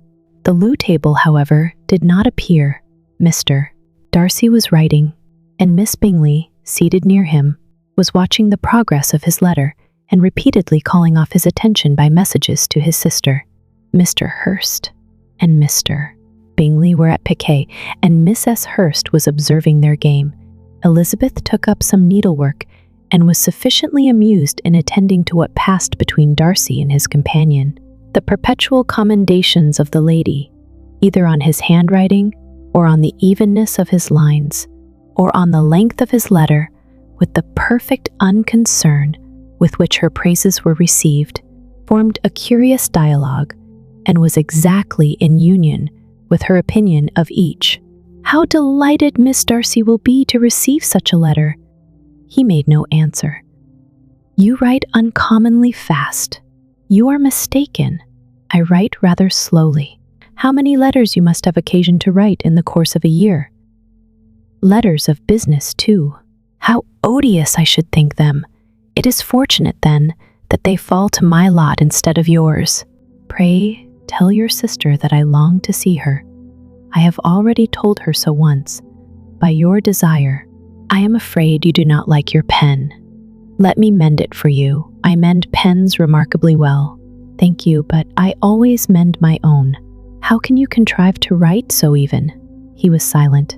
Tell your sister I am delighted to hear of her improvement on the harp, and pray let her know that I am quite in raptures with her beautiful little design for a table, and I think it infinitely superior to Miss Grantley's. Will you give me leave to defer your raptures till I write again? At present, I have not room to do them justice. Oh, it is of no consequence. I shall see her in January. But do you always write such charming long letters to her, Mr. Darcy? They are generally long, but whether always charming it is not for me to determine. It is a rule with me that a person who can write a long letter with ease cannot write ill. That will not do for a compliment to Darcy. Caroline, cried her brother, because he does not write with ease. He studies too much for words of 4 syllables. Do not you, Darcy? My style of writing is very different from yours. Oh, cried Miss Bingley. Charles writes in the most careless way imaginable. He leaves out half his words and blots the rest. My ideas flow so rapidly that I have not time to express them, by which means my letters sometimes convey no ideas at all to my correspondents. Your humility, Mr. Bingley, said Elizabeth, must disarm reproof. Nothing is more deceitful, said Darcy, than the appearance of humility. It is often only carelessness of opinion, and sometimes an indirect boast. And which of the two do you call my little recent piece of modesty? The indirect boast, for you are really proud of your defects in writing, because you consider them as proceeding from a rapidity of thought and carelessness of execution, which, if not estimable, you think at least highly interesting. The power of doing anything with quickness is always prized much by the possessor, and often without any attention to the imperfection of the performance. When you told Miss S. Bennet this morning that if you ever resolved upon quitting Netherfield, you should be gone in 5 minutes, you meant it to be a sort of panegyric, of compliment to yourself, and yet what is there so very laudable in a precipitance which must leave very necessary business undone, and can be of no real advantage to yourself or anyone else? Nay, cried Bingley, this is too much, to remember at night all the foolish things that were said in the morning. And yet, upon my honor, I believe what I said of myself to be true, and I believe it at this moment. At least, therefore, I did not assume the character of needless precipitance merely to show off before the ladies. I dare say you believed it, but I am by no means convinced that you would be gone with such celerity. Your conduct would be quite as dependent on chance as that of any man I know, and if, as you are mounting your horse, a friend were to say, Bingley, you had better stay till next week, you would probably do it. You would probably not go, and add another word, might stay a month. You have only proved by this, cried Elizabeth, that Mr. Bingley did not do justice to his own disposition. You have shown him off now, much more than he did himself. I am exceedingly gratified, said Bingley, by your converting what my friend says into a compliment on the sweetness of my temper. But I am afraid you are giving it a turn, which that gentleman did by no means intend, for he would certainly think better of me if under such a circumstance I were to give a flat denial and ride off as fast as I could. Would Mr. Darcy then consider the rashness of your original intentions as atoned for by your obstinacy in adhering to it? Upon my word, I cannot exactly explain the matter. Darcy must speak for himself. You expect me to account for opinions which you choose to call mine, but which I have never acknowledged. Allowing the case, however, to stand according to your representation, You must remember, Miss Bennet, that the friend who is supposed to desire his return to the house and the delay of his plan has merely desired it, asked it without offering one argument in favor of its propriety. To yield readily, easily to the persuasion of a friend is no merit with you. To yield without conviction is no compliment to the understanding of either. You appear to me, Mr. Darcy, to allow nothing for the influence of friendship and affection. A regard for the requester would often make one readily yield to a request, without waiting for arguments to reason one into it. I am not particularly speaking of such a case as you have supposed about Mr. Bingley. We may as well wait, perhaps, till the circumstance occurs before we discuss the discretion of his behavior thereupon. But in general and ordinary cases between friend and friend, where one of them is desired by the other to change a resolution of no very great moment, should you think ill of that person for complying with the desire without waiting to be argued into it? Will it not be advisable, before we proceed on this subject, to arrange with rather more precision the degree of importance which is to appertain to this request, as well as the degree of intimacy subsisting between the parties? By all means, cried Bingley, let us hear all the particulars, not forgetting their comparative height and size, for that will have more weight in the argument, Miss Bennet, than you may be aware of. I assure you that if Darcy were not such a great tall fellow, in comparison with myself, I should not pay him half so much deference. I declare I do not know a more awful object than Darcy, on particular occasions, and in particular places, at his own house especially, and of a Sunday evening, when he has nothing to do. Mr. Darcy smiled, but Elizabeth thought she could perceive that he was rather offended, and therefore checked her laugh.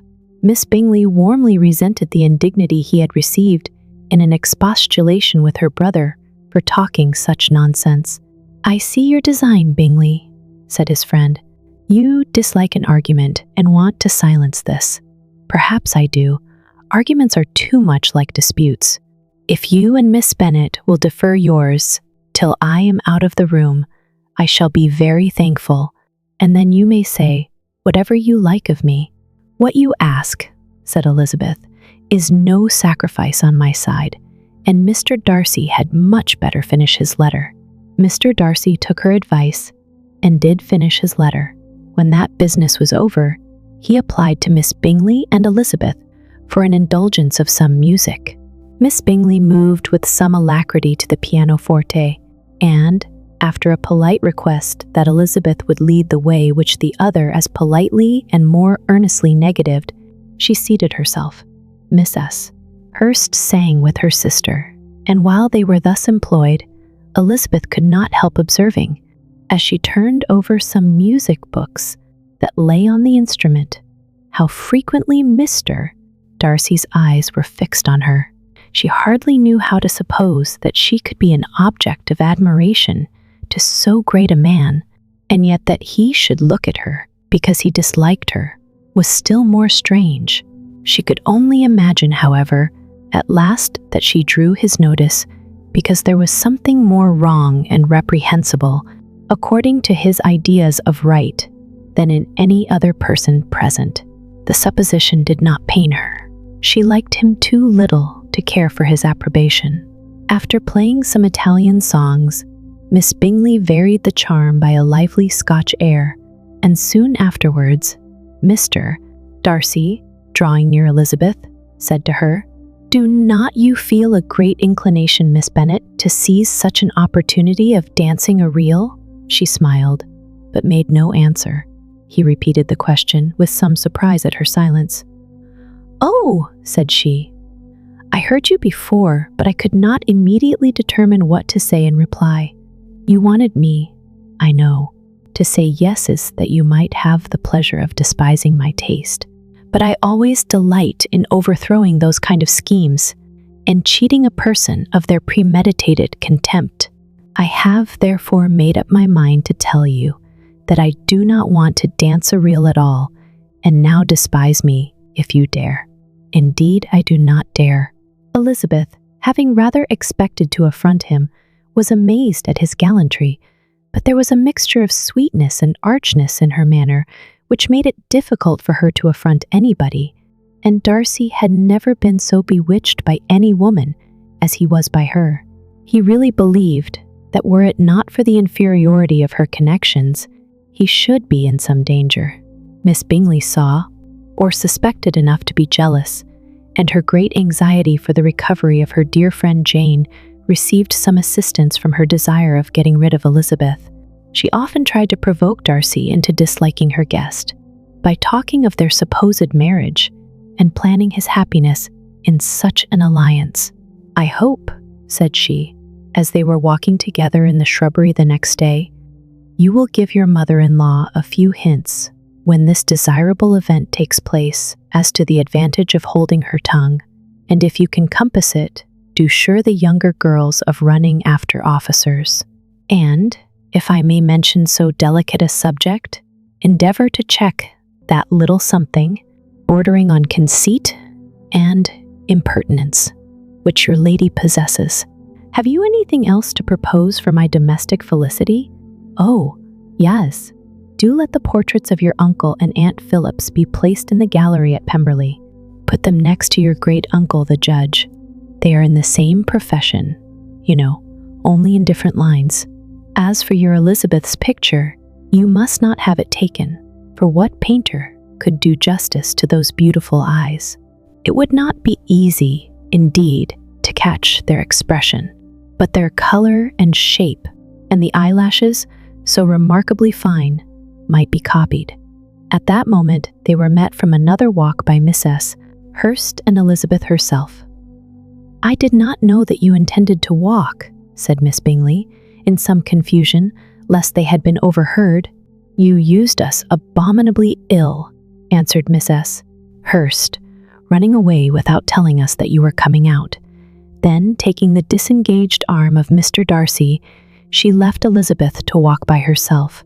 The path just admitted 3. Mr. Darcy felt their rudeness and immediately said, "This walk is not wide enough for our party.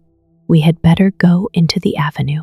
But Elizabeth, who had not the least inclination to remain with them, laughingly answered, "No, no, stay where you are. You are charmingly grouped, and appear to uncommon advantage. The picturesque would be spoilt by admitting a 4th. Goodbye." She then ran gaily off, rejoicing as she rambled about, in the hope of being at home again in a day or 2.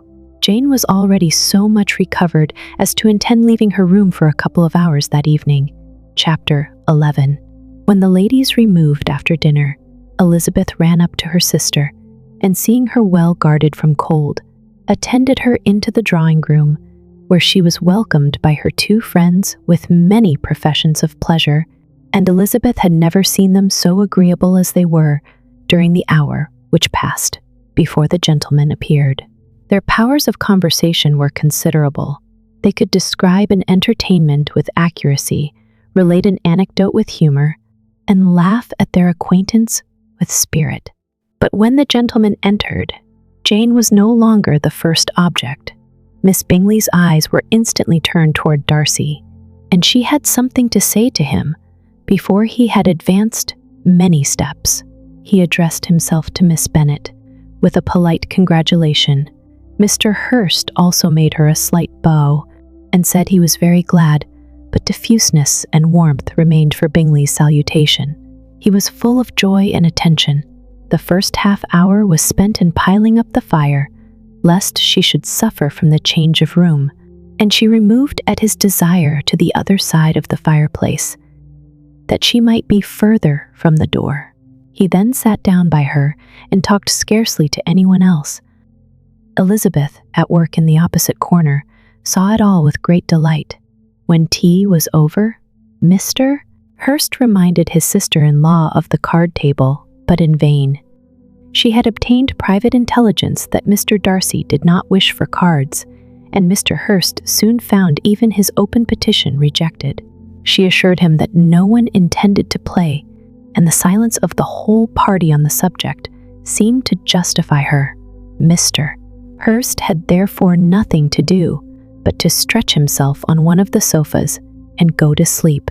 Darcy took up a book, Miss Bingley did the same, and Miss S. Hurst, principally occupied in playing with her bracelets and rings, joined now and then in her brother's conversation with Miss Bennet.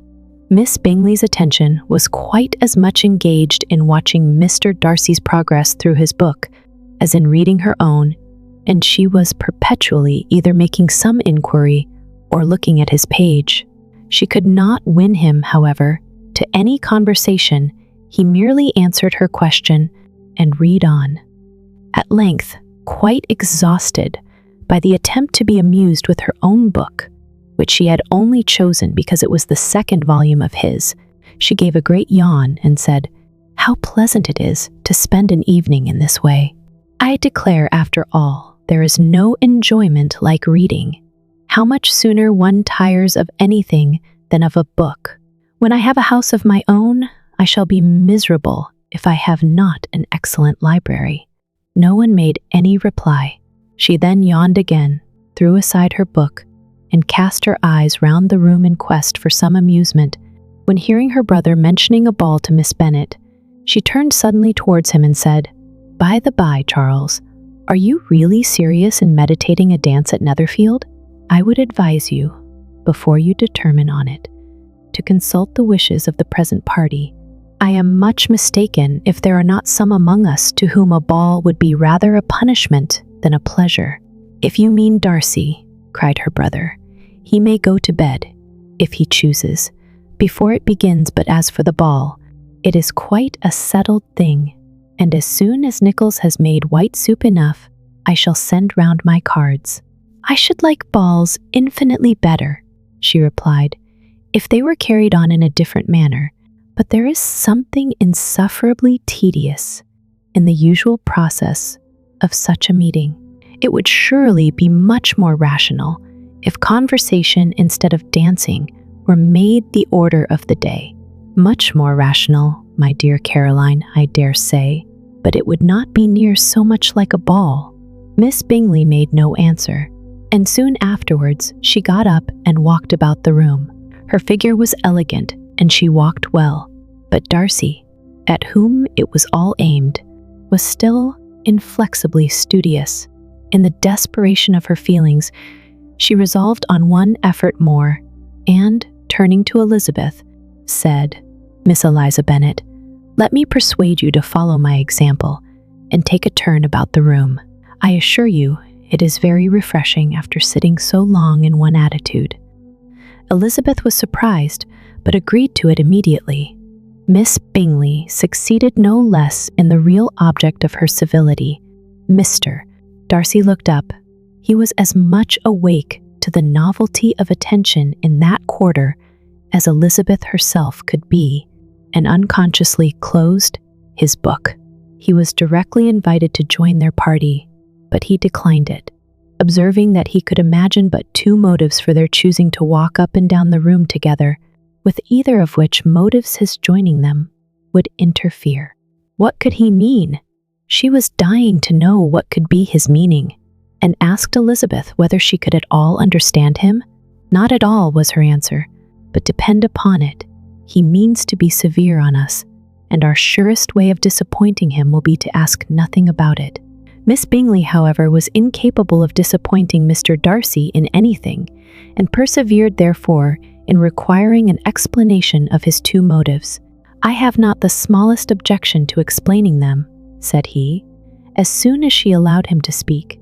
"You either choose this method of passing the evening because you are in each other's confidence and have secret affairs to discuss, or because you are conscious that your figures appear to the greatest advantage in walking. If the first, I would be completely in your way, and if the second, I can admire you much better as I sit by the fire." "Oh, shocking!" cried Miss Bingley. "I never heard anything so abominable. How shall we punish him for such a speech?" "Nothing so easy, if you have but the inclination," said Elizabeth. "We can all plague and punish one another, tease him, laugh at him. Intimate as you are, you must know how it is to be done. But upon my honor, I do not. I do assure you that my intimacy has not yet taught me that. T's calmness of manner and presence of mind. No feel he may defy us there.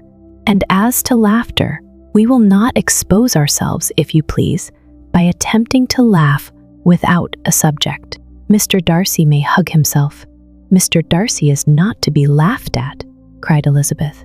That is an uncommon advantage, and uncommon I hope it will continue, for it would be a great loss to me to have many such acquaintances.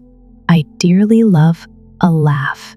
Miss Bingley, said he, has given me more credit than can be. The wisest and the best of men, nay, the wisest and best of their actions, may be rendered ridiculous by a person whose first object in life is a joke. Certainly, replied Elizabeth. There are such people, but I hope I am not one of them. I hope I never ridicule what is wise and good. Follies and nonsense, whims and inconsistencies do divert me, I own, and I laugh at them whenever I can. But these, I suppose, are precisely what you are without. Perhaps that is not possible for anyone. But it has been the study of my life to avoid those weaknesses which often expose a strong understanding to ridicule, such as vanity and pride. Yes, vanity is a weakness indeed. But pride, where there is a real superiority of mind, pride will be always under good regulation. Elizabeth turned away to hide a smile. Your examination of Mr. Darcy is over, I presume, said Miss Bingley. And pray what is the result? I am perfectly convinced by it that Mr. Darcy has no defect. He owns it himself, without disguise. No, said Darcy, I have made no such pretension. I have faults enough, but they are not, I hope, of understanding. My temper I dare not vouch for. It is, I believe, too little yielding, certainly too little for the convenience of the world. I cannot forget the follies and vices of others so soon as I ought, nor their offenses against myself. My feelings are not puffed about with every attempt to move them. My temper would perhaps be called resentful. My good opinion once lost is lost forever. That is a failing indeed, cried Elizabeth. Implacable resentment is a shade in a character, but you have chosen your fault well. I really cannot laugh at it. You are safe from me. There is, I believe, in every disposition a tendency to some particular evil, a natural defect, which not even the best education can overcome. And your defect is to hate everybody. And yours, he replied with a smile, is willfully to misunderstand them. Do let us have a little music, cried Miss Bingley, tired of a conversation in which she had no share. Louisa, you will not mind my waking Mr. Hurst? Her sister had not the smallest objection, and the pianoforte was opened, and Darcy, after a few moments' recollection, was not sorry for it. He began to feel the danger of paying Elizabeth too much attention. Chapter 12. In consequence of an agreement between the sisters, Elizabeth wrote the next morning to their mother to beg that the carriage might be sent for them in the course of the day. But Mrs. Bennet, who had calculated on her daughters remaining at Netherfield till the following Tuesday, which would exactly finish Jane's week, could not bring herself to receive them with pleasure before. Her answer, therefore, was not propitious, at least not to Elizabeth's wishes, for she was impatient to get home. Miss S. Bennet sent them word that they could not possibly have the carriage before Tuesday, and in her postscript it was added that if Mr. Bingley and his sister pressed them to stay longer, she could spare them very well. Against staying longer, however, Elizabeth was positively resolved, nor did she much expect it would be asked, and fearful, on the contrary, as being considered as intruding themselves needlessly long, she urged Jane to borrow Mr. Bingley's carriage immediately, and at length it was settled that their original design of leaving Netherfield that morning should be mentioned, and the request made. The communication excited many professions of concern, and enough was said of wishing them to stay, at least till the following day, to work on Jane, and till the morrow their going was deferred. Miss Bingley was then sorry that she had proposed the delay, for her jealousy and dislike of one sister much exceeded her affection for the other. The master of the house heard with real sorrow that they were to go so soon, and repeatedly tried to persuade Miss Bennet that it would not be safe for her, that she was not enough recovered, but Jane was firm where she felt herself to be right. To Mr. Darcy, it was welcome intelligence. Elizabeth had been at Netherfield long enough. She attracted him more than he liked, and Miss Bingley was uncivil to her, and more teasing than usual to himself. He wisely resolved to be particularly careful that no sign of admiration should now escape him, nothing that could elevate her with the hope of influencing his felicity, sensible that if such an idea had been suggested, his behavior during the last day must have material weight in confirming or crushing it. Steady to his purpose, he scarcely spoke 10 words to her through the whole of Saturday, and though they were at one time left by themselves for half an hour, he adhered most conscientiously to his book, and would not even look at her. On Sunday, after morning service, the separation, so agreeable to almost all, took place. Miss Bingley's civility to Elizabeth increased at last very rapidly, as well as her affection for Jane, and when they parted, after assuring the latter of the pleasure it would always give her to see her either at Longbourn or Netherfield, and embracing her most tenderly, she even shook hands with the former. Elizabeth took leave of the whole party in the liveliest of spirits. They were not welcomed home very cordially by their mother. Miss S. Bennet wondered at their coming, and thought them very wrong to give so much trouble, and was sure Jane would have caught cold again. But their father, though very laconic in his expressions of pleasure, was really glad to see them. He had felt their importance in the family circle. The evening conversation, when they were all assembled, had lost much of its animation, and almost all its sense, by the absence of Jane and Elizabeth. They found Mary, as usual, deep in the study of thorough base and human nature, and had some extracts to admire, and some new observations of threadbare morality to listen to. Catherine and Lydia had information for them of a different sort. Much had been done, and much had been said in the regiment since the preceding Wednesday. Several of the officers had dined lately with their uncle.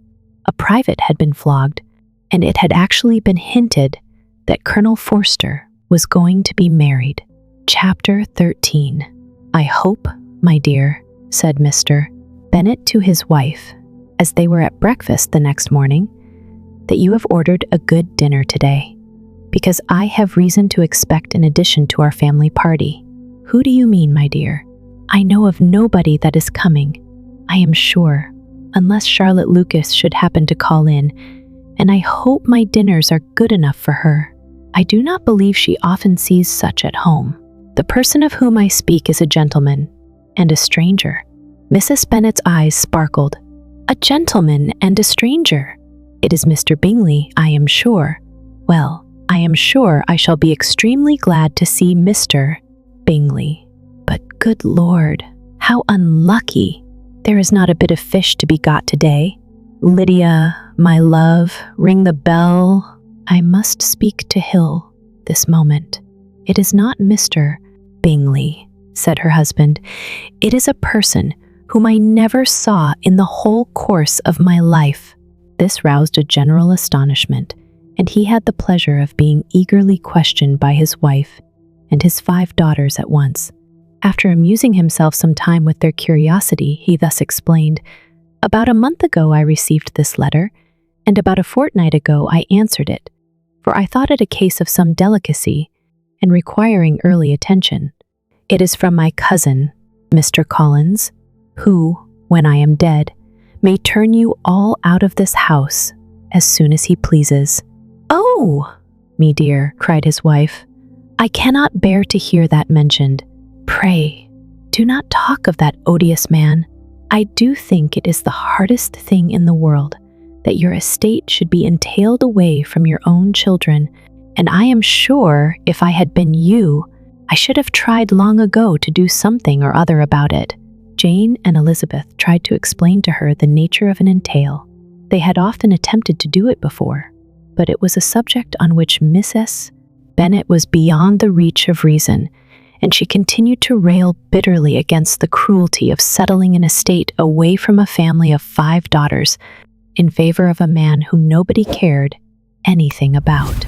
"It certainly is a most iniquitous affair," said Mr. Bennet, "and nothing can clear Mr. Collins from the guilt of inheriting Longbourn. But if you will listen to his letter, you may perhaps be a little softened by his manner of expressing himself." "No, that I am sure I shall not, and I think it is very impertinent of him to write to you at all, and very hypocritical. I hate such false friends. Why could he not keep on quarreling with you, as his father did before him? Why, indeed, he does seem to have had some filial scruples on that head, as you will hear. Hunsford, near Westerham, Kent, 15th October. Dear Sir, the disagreement subsisting between yourself and my late honored father always gave me much uneasiness, and since I have had the misfortune to lose him, I have frequently wished to heal the breach, but for some time I was kept back by my own doubts, fearing lest it might seem disrespectful to his memory for me to be on good terms with anyone with whom it had always pleased him to be at variance. There, Mrs. Bennet, as a clergyman, moreover, I feel it my duty to promote and establish the blessing of peace in all families within in the reach of my influence, and on these grounds I flatter myself that my present overtures are highly commendable, and that the circumstance of my being next in the entail of Longbourn estate will be kindly overlooked on your side, and not lead you to reject the offered olive branch. I cannot be otherwise than concerned at being the means of injuring your amiable daughters, and beg leave to apologize for it, as well as to assure you of my readiness to make them every possible amends, but of this hereafter. I remain, dear sir, with respectful compliments to your lady and daughters, your well-wisher and friend, William Collins. At 4 o'clock, therefore, we may expect this peacemaking gentleman, said Mr. Bennet, as he folded up the letter. He seems to be a most conscientious and polite young man, upon my word, and I doubt not will prove a valuable acquaintance, especially if Lady Catherine should be so indulgent as to let him come to us again. There is some sense in what he says about the girls, however, and if he is disposed to make them any amends, I shall not be the person to discourage him. Though it is difficult, said Jane, to guess in what way he can mean to make us the atonement he thinks our due. The wish is certainly to his credit. Elizabeth was chiefly struck by his extraordinary deference for Lady Catherine, and his kind intention of christening, marrying, and burying his parishioners whenever it were required. He must be an oddity, I think, said she. I cannot make him out. There is something very pompous in his style. And what can he mean by apologizing for being next in the entail? We cannot suppose he would help it, if he could. Could he be a sensible man, sir? No, my dear, I think not. I have great hopes of finding him quite the reverse. There is a mixture of servility and self-importance in his letter, which promises well. I am impatient to see him. In point of composition, said Mary, the letter does not seem defective. The idea of the olive branch perhaps is not wholly new, yet I think it is well expressed. To Catherine and Lydia, neither the letter nor its writer were in any degree interesting. It was next to impossible that their cousin should come in a scarlet coat, and it was now some weeks since they had received pleasure from the society of a man in any other color. As for their mother, Mr. Collins's letter had done away much of her ill will, and she was preparing to see him with a degree of composure which astonished her husband and daughters. Mr. Collins was punctual to his time and was received with great politeness by the whole family. Mr. Bennet indeed said little, but the ladies were ready enough to talk, and Mr. Collins seemed neither in need of encouragement nor inclined to be silent himself. He was a tall, heavy-looking young man of 25. His air was grave and stately, and his manners were very formal. He had not been long seated before he complimented Mrs. Bennet on having so fine a family of daughters, said he had heard much of their beauty, but that in this instance fame had fallen short of the truth, and added that he did not doubt her seeing them all in due time disposed of in marriage. This gallantry was not much to the taste of some of his hearers, but Mrs. Bennet, who quarreled with no compliments, answered most readily, "You are very kind, I am sure, and I wish with all my heart it may prove so, for else they will be destitute enough. Things are settled so oddly. You allude, perhaps, to the entail of this estate." "Ah, sir, I do indeed. It is a grievous affair to my poor girls, you must confess. Not that I mean to find fault with you, for such things I know are all chance in this world. There is no knowing how estates will go when once they come to be entailed. I am very sensible, madam, of the hardship to my fair cousins, and could say much on the subject, but that I am cautious of appearing forward and precipitate. But I can assure the young ladies that I come prepared to admire them.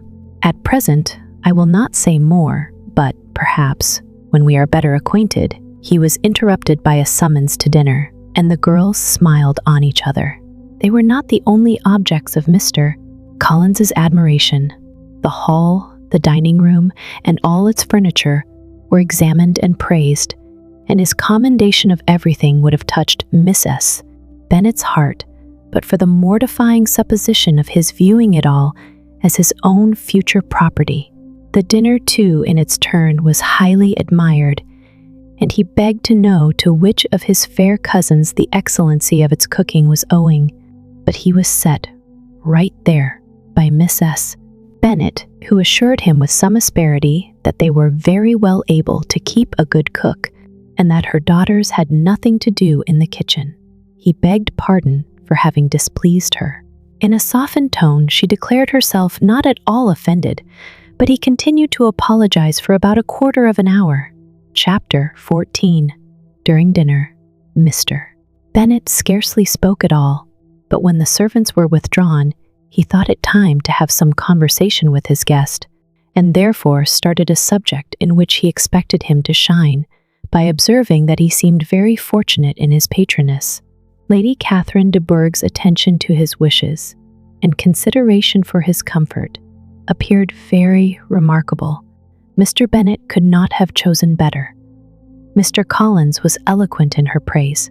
The subject elevated him to more than usual solemnity of manner, and with a most important aspect, he protested that he had never in his life witnessed such behavior in a person of rank, such affability and condescension, as he had himself experienced from Lady Catherine.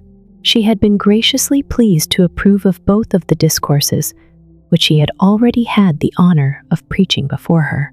She had also asked him twice to dine at Rosings, and had sent for him only the Saturday before to make up her pool of quadrille in the evening.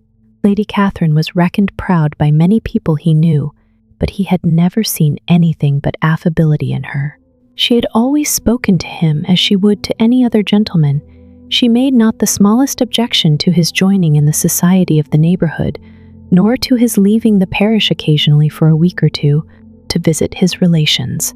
She had even condescended to advise him to marry as soon as he could, provided he chose with discretion, and had once paid him a visit in his humble parsonage, where she had perfectly approved all the alterations he had been making, and had even vouchsafed to suggest some herself, some shelves in the closet upstairs.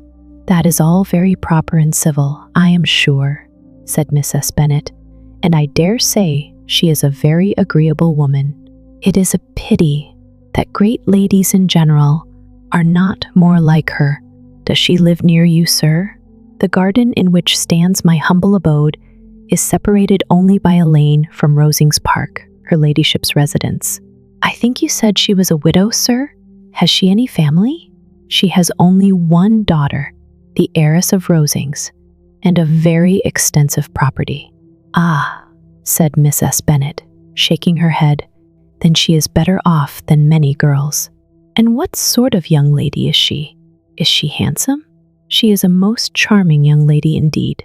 Lady Catherine herself says that, in point of true beauty, Miss de Bourgh is far superior to the handsomest of her sex, because there is that in her features which marks the young lady of distinguished birth. She is unfortunately of a sickly constitution, which has prevented her from making that progress in many accomplishments which she could not have otherwise failed of, as I am informed by the lady who superintended her education, and who still resides with them.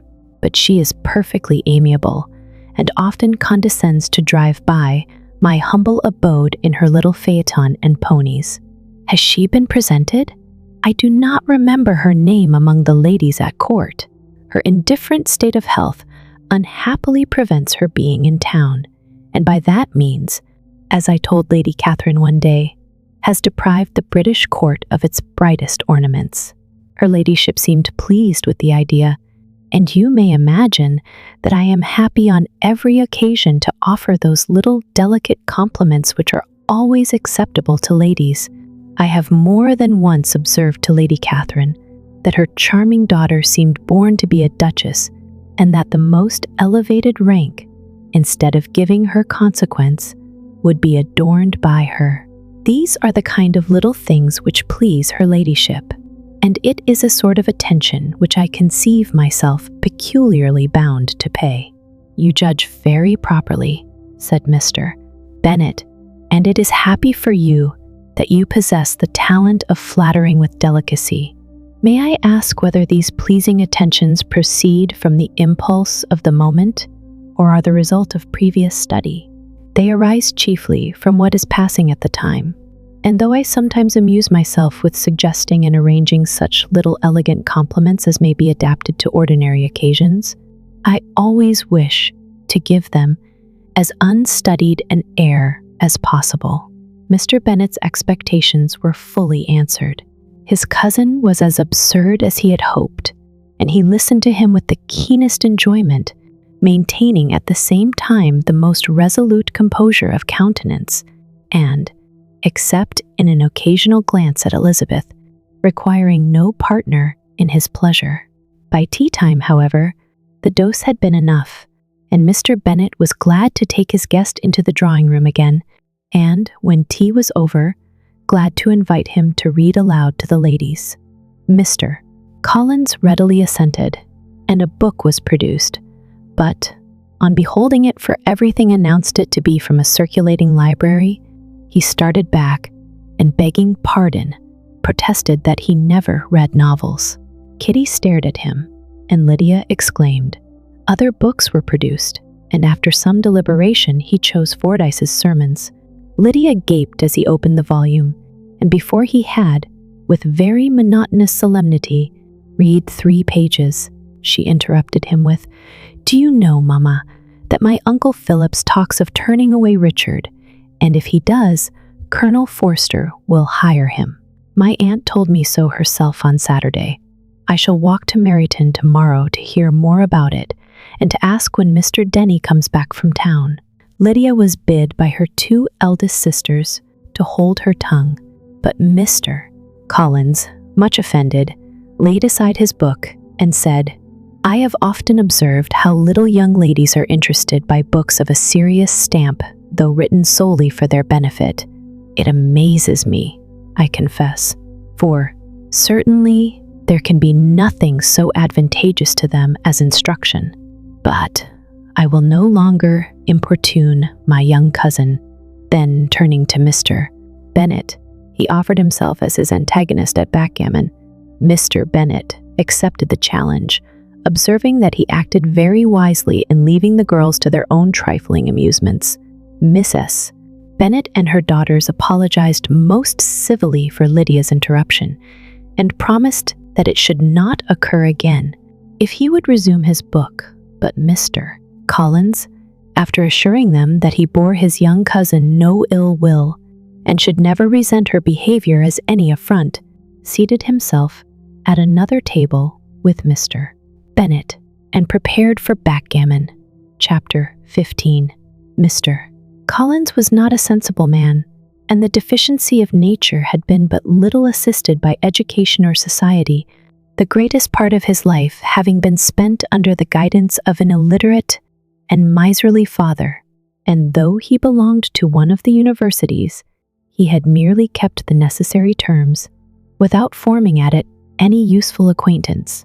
The subjection in which his father had brought him up had given him originally great humility of manner, but it was now a good deal counteracted by the self-conceit of a weak head, living in retirement, and the consequential feelings of early and unexpected prosperity. A fortunate chance had recommended him to Lady Catherine de Bourgh when the living of Hunsford was vacant, and the respect which he felt for her high rank and his veneration for her as his patroness, mingling with a very good opinion of himself, of his authority as a clergyman, and his right as a rector, made him altogether a mixture of pride and obsequiousness, self-importance and humility. Having now a good house and a very sufficient income, he intended to marry, and in seeking a reconciliation with the Longbourn family he had a wife in view, as he meant to choose one of the daughters, if he found them as handsome and amiable as they were represented by common report. This was his plan of amends of atonement for inheriting their father's estate, and he thought it an excellent one, full of eligibility and suitableness, and excessively generous and disinterested on his own part. His plan did not vary on seeing them. Miss Bennet's lovely face confirmed his views, and established all his strictest notions of what was due to seniority, and for the first evening, she was his settled choice. The next morning, however, made an alteration, for in a quarter of an hour's a tete with Mrs.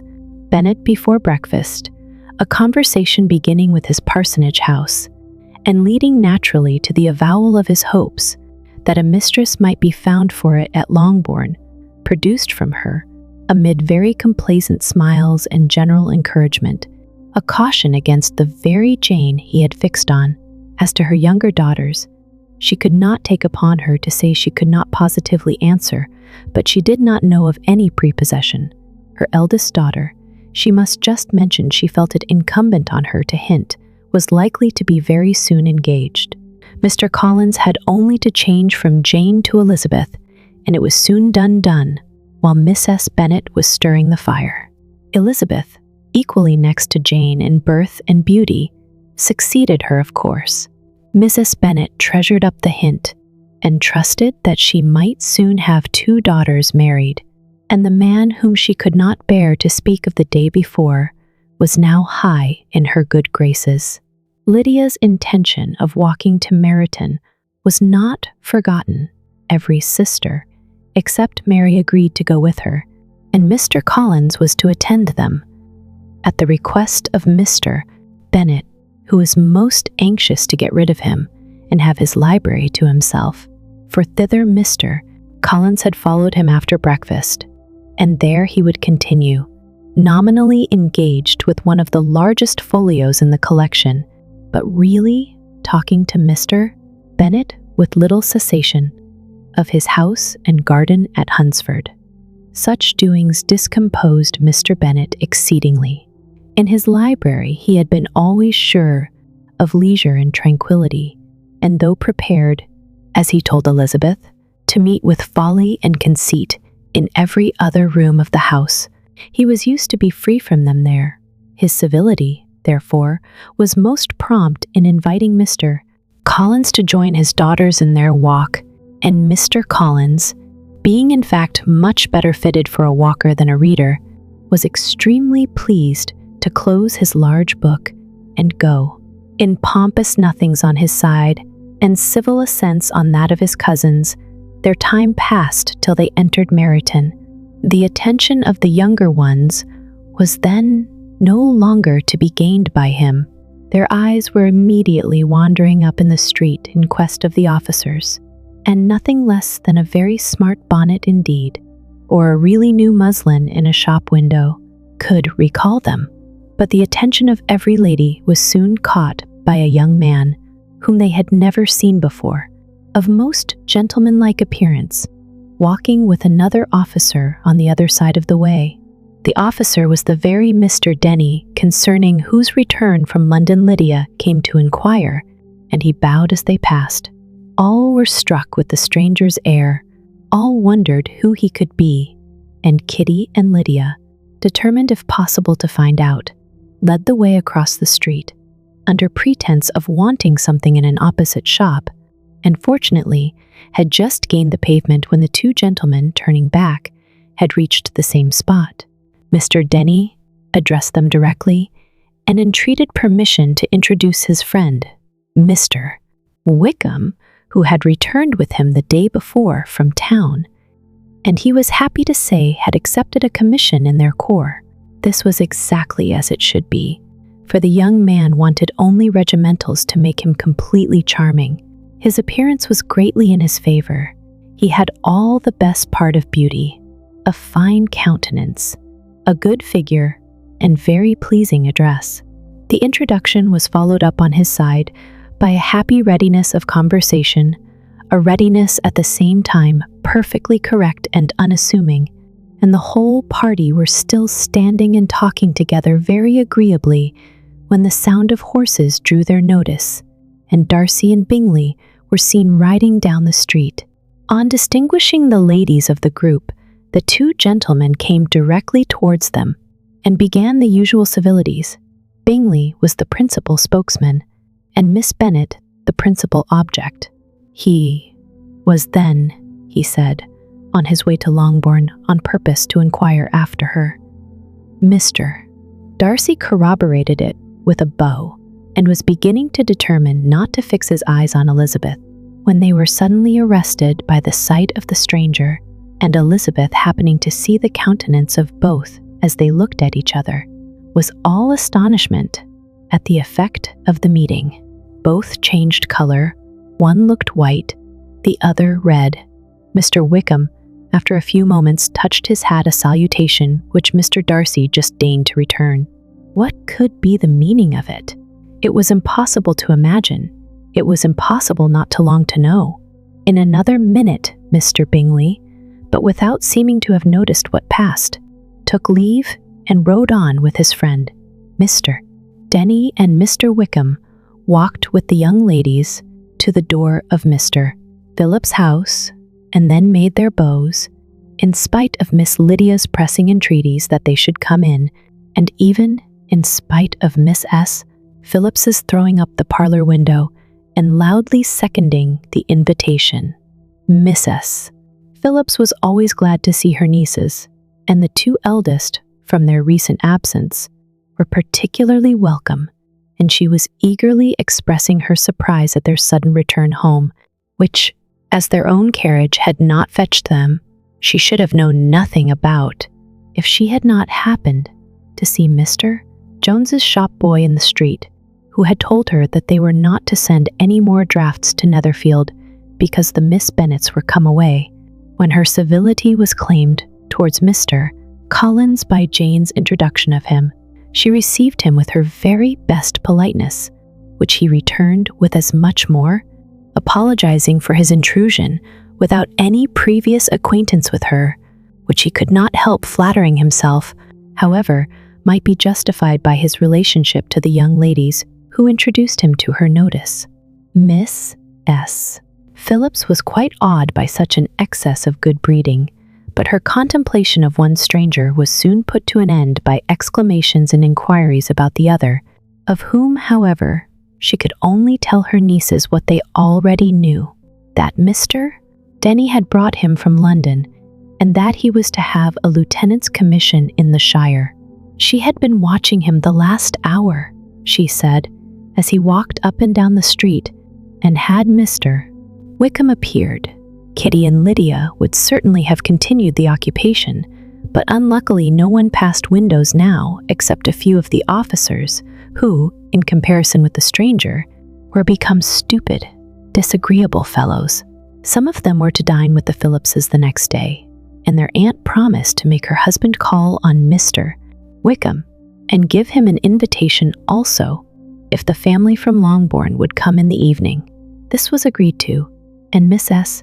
Phillips protested that they would have a nice, comfortable, noisy game of lottery tickets and a little bit of hot supper afterwards. The prospect of such delights was very cheering, and they parted in mutual good spirits. Mr. Collins repeated his apologies in quitting the room, and was assured with unwearying civility that they were perfectly needless. As they walked home, Elizabeth related to Jane what she had seen pass between the two gentlemen, but though Jane would have defended either or both, had they appeared to be in the wrong, she could no more explain such behavior than her sister. Mr. Collins, on his return, highly gratified Mrs. Bennet by admiring Mrs. Phillips's manners and politeness. He protested that, except Lady Catherine and her daughter, he had never seen a more elegant woman, for she had not only received him with the utmost civility, but even pointedly included him in her invitation for the next evening, although utterly unknown to her before. Something, he supposed, might be attributed to his connection with them, but yet he had never met with so much attention in the whole course of his life. Chapter 16. As no objection was made to the young people's engagement with their aunt, and all Mr. Collins's scruples of leaving Mr. and Mrs. Bennet for a single evening during his visit were most steadily resisted, the coach conveyed him and his 5 cousins at a suitable hour to Meryton, and the girls had the pleasure of hearing, as they entered the drawing-room, that Mr.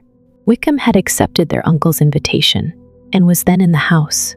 When this information was given, and they had all taken their seats, Mr.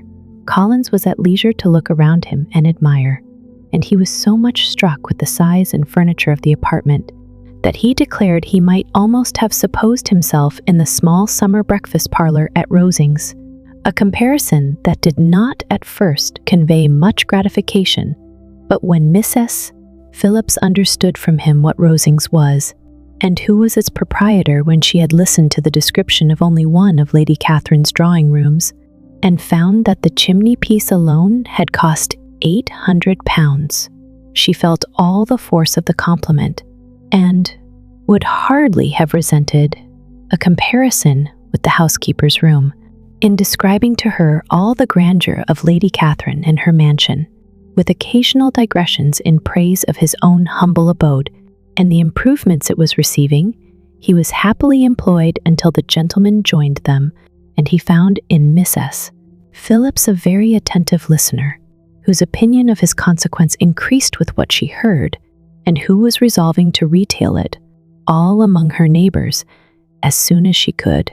To the girls, who could not listen to their cousin, and who had nothing to do but to wish for an instrument, and examine their own indifferent imitations of china on the mantelpiece, the interval of waiting appeared very long. It was over at last, however. The gentleman did approach, and when Mr.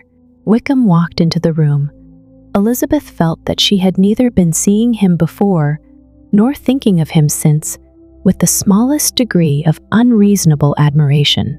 The officers of the Shire were in general a very creditable, gentlemanlike set, and the best of them were of the present party. But Mr. Wickham was as far beyond them all in person, countenance, air, and walk, as they were superior to the broad-faced, stuffy Uncle Phillips, breathing port wine, who followed them into the room. Mr. Wickham was the happy man towards whom almost every female eye was turned. and Elizabeth was the happy woman by whom he finally seated himself, and the agreeable manner in which he immediately fell into conversation, though it was only on its being a wet night, made her feel that the commonest, dullest, most threadbare topic might be rendered interesting by the skill of the speaker. With such rivals for the notice of the fair as Mr. Wickham and the officers, Mr. Collins seemed to sink into insignificance. To the young ladies he certainly was nothing, but he had still at intervals a kind listener in Mrs. Phillips, and was by her watchfulness most abundantly supplied with coffee and muffin. When the card tables were placed, he had the opportunity of obliging her in turn by sitting down to whist. "I know little of the game at present," said he, "but I shall be glad to improve myself, for in my situation in life." Mrs. Phillips was very glad for his compliance, but could not wait for his reason. Mr. Wickham did not play at whist, and with ready delight was he received at the other table between Elizabeth and Lydia. At first there seemed danger of Lydia's engrossing him entirely, for she was a most determined talker, but being likewise extremely fond of lottery tickets, she soon grew too much interested in the game, too eager in making bets, and exclaiming after prizes to have attention for anyone in particular. Allowing for the common demands of the game, Mr. Wickham was therefore at leisure to talk to Elizabeth, and she was very willing to hear him, though what she chiefly wished to hear, she could not hope to be told the history of his acquaintance with Mr. Darcy. She dared not even mention that gentleman. Her curiosity, however, was unexpectedly relieved. Mr. Wickham began the subject himself. He inquired how far Netherfield was from Meryton, and, after receiving her answer, asked in a hesitating manner how long Mr. Darcy had been staying there. "About a month," said Elizabeth, and then, unwilling to let the subject drop, added, "He is a man of very large property in Derbyshire, I understand." "Yes," replied Mr.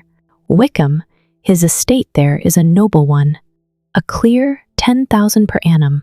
You could not have met with a person more capable of giving you certain information on that head than myself, for I have been connected with his family in a particular manner from my infancy." Elizabeth could not but look surprised. "You may well be surprised, Miss Bennet, at such an assertion, after seeing, as you probably might, the very cold manner of our meeting yesterday. Are you much acquainted with Mr. Darcy?" "As much as I ever wished to be," cried Elizabeth very warmly. "I have spent 4 days in the same house with him, and I think him very disagreeable." "I have no right to give my opinion," said Wickham, "as to his being agreeable or otherwise. I am not qualified to form one. I have known him too long and too well to be a fair judge. It is impossible for me to be impartial. But I believe your opinion of him would in general astonish, and perhaps you would not express it quite so strongly anywhere else. Here you are in your own family. Upon my word, I say no more here than I might say in any house in the neighborhood, except Netherfield. He is not at all liked in Hertfordshire. Everybody is disgusted with his pride. You will not find him more favorably spoken of by anyone." "I cannot pretend to be sorry," said Wickham, after a short interruption, "that he or that any man should not be estimated beyond their deserts. But with him, I believe it does not often happen. The world is blinded by his fortune and consequence, or frightened by his high and imposing manners, and sees him only as he chooses to be seen. I should take him, even on my slight acquaintance, to be an ill-tempered man." Wickham only shook his head. "I wonder," said he, at the next opportunity of speaking, "whether he is likely to be in this country much longer. I do not at all know, but I heard nothing of his going away when he was at Netherfield. I hope your plans in favor of the shire will not be affected by his being in the neighborhood." "Oh, no, it is not for me to be driven away by Mr. Darcy. If he wishes to avoid seeing me, He must go. We are not on friendly terms, and it always gives me pain to meet him. But I have no reason for avoiding him but what I might proclaim before all the world, a sense of very great ill usage and most painful regrets at his being what he is. His father, Miss Bennet, the late Mr. Darcy, was one of the best men that ever breathed, and the truest friend I ever had, and I can never be in company with this Mr. Darcy without being grieved to the soul by 1,000 tender recollections. His behavior to myself has been scandalous, but I verily believe I could forgive him anything and everything, rather than his disappointing the hopes and disgracing the memory of his father. Elizabeth found the interest of the subject increase, and listened with all her heart, but the delicacy of it prevented further inquiry. Mr.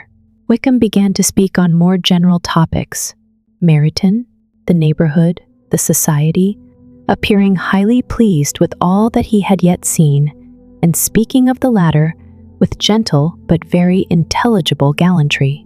It was the prospect of constant society, and good society, he added, which was my chief inducement to enter the shire. Knew it to be a most respectable, agreeable corps, and my friend Denny tempted me further by his account of their present quarters, and the very great attentions and excellent acquaintances Meryton had procured them. Society, I own, is necessary to me. I have been a disappointed man, and my spirits will not bear solitude. I must have employment in society. A military life is not what I was intended for, but circumstances have now made it eligible. The church ought to have been my profession. I was brought up for the church, and I should at this time have been in possession of a most valuable living, had it pleased the gentleman we were speaking of just now. Indeed, yes, the late Mr. Darcy bequeathed me the next presentation of the best living in his gift. He was my godfather, and excessively attached to me. I cannot do justice to his kindness. He meant to provide for me amply, and thought he had done it, but when the living fell, it was given elsewhere. Good heavens, cried Elizabeth, but how could that be? How could his will be disregarded? Why did you not seek legal redress? There was just such an informality in the terms of the bequest as to give me no hope from law. A man of honor could not have doubted the intention, but Mr. Darcy chose to doubt it, or to treat it as a merely conditional recommendation, and to assert that I had forfeited all claim to it by extravagance, imprudence, in short, anything or nothing. Certain it is that the living became vacant 2 years ago, exactly as I was of an age to hold it, and that it was given to another man, and no less certain is it that I cannot accuse myself of having really done anything to deserve to lose it. I have a warm, unguarded temper, and I may have spoken my opinion of him, and to him, too freely. I can recall nothing worse, but the fact is that we are very different sort of men, and that he hates me. This is quite shocking. He deserves to be publicly disgraced. Some time or other he will be, but it shall not be by me. Till I can forget his father, I can never defy or expose him. Elizabeth honored him for such feelings, and thought him handsomer than ever as he expressed them. But what, said she, after a pause, can have been his motive? What can have induced him to behave so cruelly? A thorough, determined dislike of me, a dislike which I cannot but attribute in some measure to jealousy. Had the late Mr. Darcy liked me less, his son might have borne with me better, but his father's uncommon attachment to me irritated him, I believe, very early in life. He had not a temper to bear the sort of competition in which we stood, the sort of preference which was often given me. I had not thought Mr. Darcy so bad as this, though I have never liked him. I had not thought so very ill of him. I had supposed him to be despising his fellow creatures in general, but did not suspect him of descending to such malicious revenge. Such injustice, such inhumanity is this. After a few minutes' reflection, however, she continued, I do remember his boasting one day at Netherfield of the implacability of his resentments, of his having an unforgiving temper. His disposition must be dreadful. I will not trust myself on the subject, replied Wickham. I can hardly be just to him. Elizabeth was again deep in thought, and after a time exclaimed, to treat in such a manner the godson, the friend, the favorite of his father. She could have added, a young man too, like you, whose very countenance may vouch for your being amiable, but she contented herself with, and one, too, who had probably been his companion from childhood, connected together, as I think you said, in the closest manner. We were born in the same parish, within the same park. The greatest part of our youth was passed together, inmates of the same house, sharing the same amusements, objects of the same parental care. My father began life in the profession which your uncle, Mr. Phillips, appears to do so much credit to, but he gave up everything to be of use to the late Mr. Darcy and devoted all his time to the care of the Pemberley property. He was most highly esteemed by Mr. Darcy, a most intimate, confidential friend. Mr. Darcy often acknowledged himself to be under the greatest obligations to my father's active superintendence, and when, immediately before my father's death, Mr. Darcy gave him a voluntary promise of providing for me, I am convinced that he felt it to be as much a debt of gratitude to him as of his affection to myself. How strange, cried Elizabeth. How abominable. I wonder that the very pride of this Mr. Darcy has not made him just to you, if from no better motive, that he should not have been too proud to be dishonest for dishonesty, I must call it. It is wonderful, replied Wickham, for almost all his actions may be traced to pride, and pride had often been his best friend. It has connected him nearer with virtue than with any other feeling. But we are none of us consistent, and in his behavior to me there were stronger impulses even than pride. Can such abominable pride as his have ever done him good? Yes, it has often led him to be liberal and generous, to give his money freely, to display hospitality, to assist his tenants, and relieve the poor. Family pride and filial pride, for he is very proud of what his father was have done this, not to appear to disgrace his family, to degenerate from the popular qualities, or lose the influence of the Pemberley house, is a powerful motive. He has also brotherly pride, which, with some brotherly affection, makes him a very kind and careful guardian of his sister, and you will hear him generally cried up as the most attentive and best of brothers. What sort of girl is Miss Darcy? He shook his head. I wish I could call her amiable. It gives me pain to speak ill of a Darcy, but she is too much like her brother, very, very proud. As a child, she was affectionate and pleasing, and extremely fond of me, and I have devoted hours and hours to her amusement. But she is nothing to me now. She is a handsome girl, about 15 or 16, and, I understand, highly accomplished. Since her father's death, her home has been London, where a lady lives with her and superintends her education. After many pauses and many trials of other subjects, Elizabeth could not help reverting once more to the first, and saying, I am astonished at his intimacy with Mr. Bingley. How can Mr. Bingley, who seems good humor itself, and is, I really believe, truly amiable, be in friendship with such a man? How can they suit each other? Do you know Mr. Bingley? Not at all. He is a sweet-tempered, amiable, charming man. He cannot know what Mr. Darcy is. Probably not, but Mr. Darcy can please where he chooses. He does not want abilities. He can be a conversable companion if he thinks it worth his while. among those who are at all his equals. In consequence, he is a very different man from what he is to the less prosperous. His pride never deserts him, but with the rich he is liberal-minded, just, sincere, rational, honorable, and perhaps agreeable, allowing something for fortune and figure. The whist party soon afterwards breaking up, the players gathered round the other table and Mr. Collins took his station between his cousin Elizabeth and Mrs. Phillips. The usual inquiries as to his success was made by the latter. It had not been very great. He had lost every point. But when Mrs. Phillips began to express her concern thereupon, he assured her with much earnest gravity that it was not of the least importance, that he considered the money as a mere trifle, and begged that she would not make herself uneasy.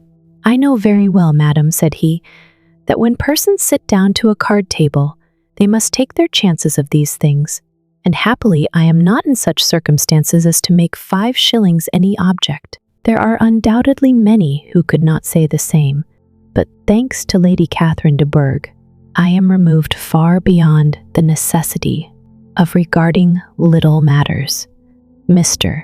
Wickham's attention was caught, and after observing Mr. Collins for a few moments, he asked Elizabeth in a low voice whether her relation was very intimately acquainted with the family of de Bourgh. "Lady Catherine de Bourgh," she replied, "has very lately given him a living. I hardly know how Mr. Collins was first introduced to her notice, but he certainly has not known her long. You know, of course, that Lady Catherine de Bourgh and Lady Anne Darcy were sisters. Consequently, that she is aunt to the present Mr. Darcy." "No, indeed, I did not. I knew nothing at all of Lady Catherine's connections, and never heard of her existence till the day before yesterday. Her daughter, Miss de Bourgh, will have a very large fortune, and it is believed that she and her cousin will unite the 2 estates." This information made Elizabeth smile, as she thought of poor Miss Bingley. Vain indeed must be all her attentions, vain and useless her affection for his sister and her praise of himself, if he were already self-destined for another. "Mr. Collins," said she, "speaks highly both of Lady Catherine and her daughter, but from some particulars that he has related of her ladyship, I suspect his gratitude misleads him, and that, in spite of her being his patroness, she is an arrogant, conceited woman." "I believe her to be both in a great degree," replied Wickham. "I have not seen her for many years, but I very well remember that I never liked her, and that her manners were dictatorial and insolent. She has the reputation of being remarkably sensible and clever, but I rather believe she derives part of her abilities from her rank and fortune, part from her authoritative manner, and the rest from the pride for her nephew, who chooses that everyone connected with him should have an understanding of the first class." Elizabeth allowed that he had given a very rational account of it, and they continued talking together, with mutual satisfaction till supper put an end to cards, and gave the rest of the ladies their share of Mr. Wickham's attentions. There could be no conversation in the noise of Mrs. Phillips's supper party, but his manners recommended him to everybody. Whatever he said was said well, and whatever he did, done gracefully. Elizabeth went away with her head full of him.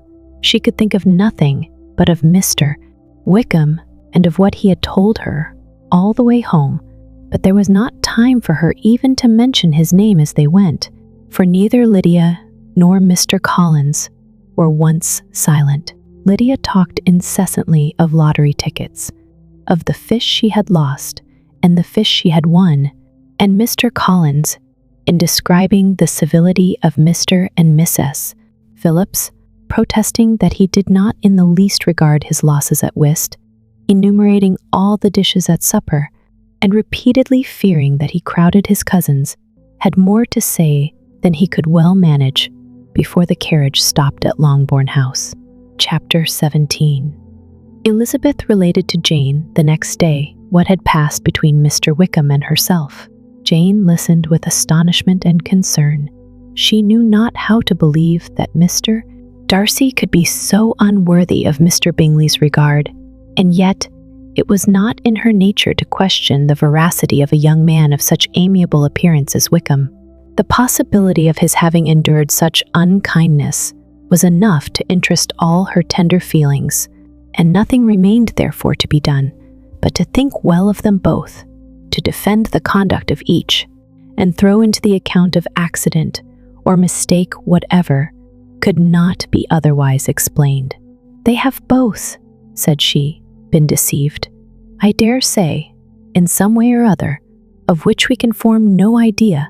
Interested people have perhaps misrepresented each to the other. It is, in short, impossible for us to conjecture the causes or circumstances which may have alienated them, without actual blame on either side." "Very true indeed. And now, my dear Jane, what have you got to say on behalf of the interested people who have probably been concerned in the business? Do clear them too, or we shall be obliged to think ill of somebody. Laugh as much as you choose, but you will not laugh me out of my opinion. My dearest Lizzie, do but consider in what a disgraceful light it places Mr. Darcy, to be treating his father's favourite in such a manner, one whom his father had promised to provide for. It is impossible. No man of common humanity, no man who had any value for his character, could be capable of it. Can his most intimate friends be so excessively deceived in him? Oh, no. I can much more easily believe Mr. Bingley's being imposed on than that Mr. Wickham should invent such a history of himself as he gave me last night. Names, facts, everything mentioned without ceremony. If it be not so, let Mr. Darcy contradict it. Besides, there was truth in his looks. It is difficult indeed, it is distressing. One does not know what to think. I beg your pardon. One knows exactly what to think. But Jane could think with certainty on only one point, that Mr. Bingley, if he had been imposed on, would have much to suffer when the affair became public. The two young ladies were summoned from the shrubbery, where this conversation passed, by the arrival of the very persons of whom they had been speaking. Mr. Bingley and his sisters came to give their personal invitation for the long-expected ball at Netherfield, which was fixed for the following Tuesday. The two ladies were delighted to see their dear friend again, called it an age since they had met, and repeatedly asked what she had been doing with herself since their separation. To the rest of the family they paid little attention, avoiding Miss S. Bennet as much as possible, saying not much to Elizabeth, and nothing at all to the others. They were soon gone again, rising from their seats with an activity which took their brother by surprise, and hurrying off, as if eager to escape from Miss S. Bennet's civilities. The prospect of the Netherfield ball was extremely agreeable to every female of the family. Miss S. Bennet chose to consider it as given in compliment to her eldest daughter, and was particularly flattered by receiving the invitation from Mr. Bingley himself, instead of a ceremonious card. Jane pictured to herself a happy evening in the society of her two friends, and the attentions of her brother, and Elizabeth thought with pleasure of dancing a great deal with Mr. Wickham, and of seeing a confirmation of everything in Mr. Darcy's look and behavior. The happiness anticipated by Catherine and Lydia depended less on any single event or any particular person, for though they each, like Elizabeth, meant to dance half the evening with Mr.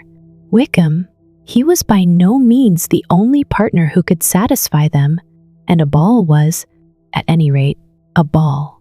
And even Mary could assure her family that she had no disinclination for it. "While I can have my mornings to myself," said she, "it is enough. I think it is no sacrifice to join occasionally in evening engagements. Society has claims on us all, and I profess myself one of those who consider intervals of recreation and amusement as desirable for everybody. Elizabeth's spirits were so high on this occasion that though she did not often speak unnecessarily to Mr. Collins, she could not help asking him whether he intended to accept Mr. Bingley's invitation, and if he did, whether he would think it proper to join in the evening's amusement, and she was rather surprised to find that he entertained no scruple whatever on that head, and was very far from dreading a rebuke either from the Archbishop or Lady Catherine de Bourgh by venturing to dance. Elizabeth felt herself completely taken in. She had fully proposed being engaged by Mr. Wickham for those very dances, and to have Mr. Collins instead. Her liveliness had never been worse timed. There was no help for it, however. Mr. Wickham's happiness and her own were perforce delayed a little longer, and Mr. Collins's proposal accepted with as good a grace as she could. She was not the better pleased with his gallantry, from the idea it suggested of something more. It now first struck her that she was selected from among her sisters as worthy of being mistress of Hunsford Parsonage, and of assisting to form a quadrille table at Rosings, in the absence of more eligible visitors. The idea soon reached to conviction, as she observed his increasing civilities toward herself, and heard his frequent attempt at a compliment on her wit and vivacity, and though more astonished than gratified herself by this effect of her charms, it was not long before her mother gave her to understand that the probability of their marriage was extremely agreeable to her. Elizabeth, however, did not choose to take the hint, being well aware that a serious dispute must be the consequence of any reply. Mr. Collins might never make the offer, and till he did, it was useless to quarrel about him. If there had not been a Netherfield ball to prepare for and talk of, the younger Miss Bennets would have been in a very pitiable state at this time, for from the day of the invitation to the day of the ball, there was such a succession of rain as prevented their walking to Meryton once.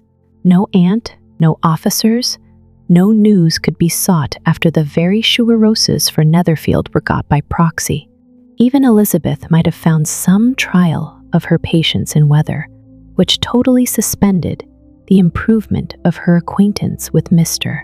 Wickham, and nothing less than a dance on Tuesday could have made such a Friday, Saturday, Sunday, and Monday endurable to Kitty and Lydia.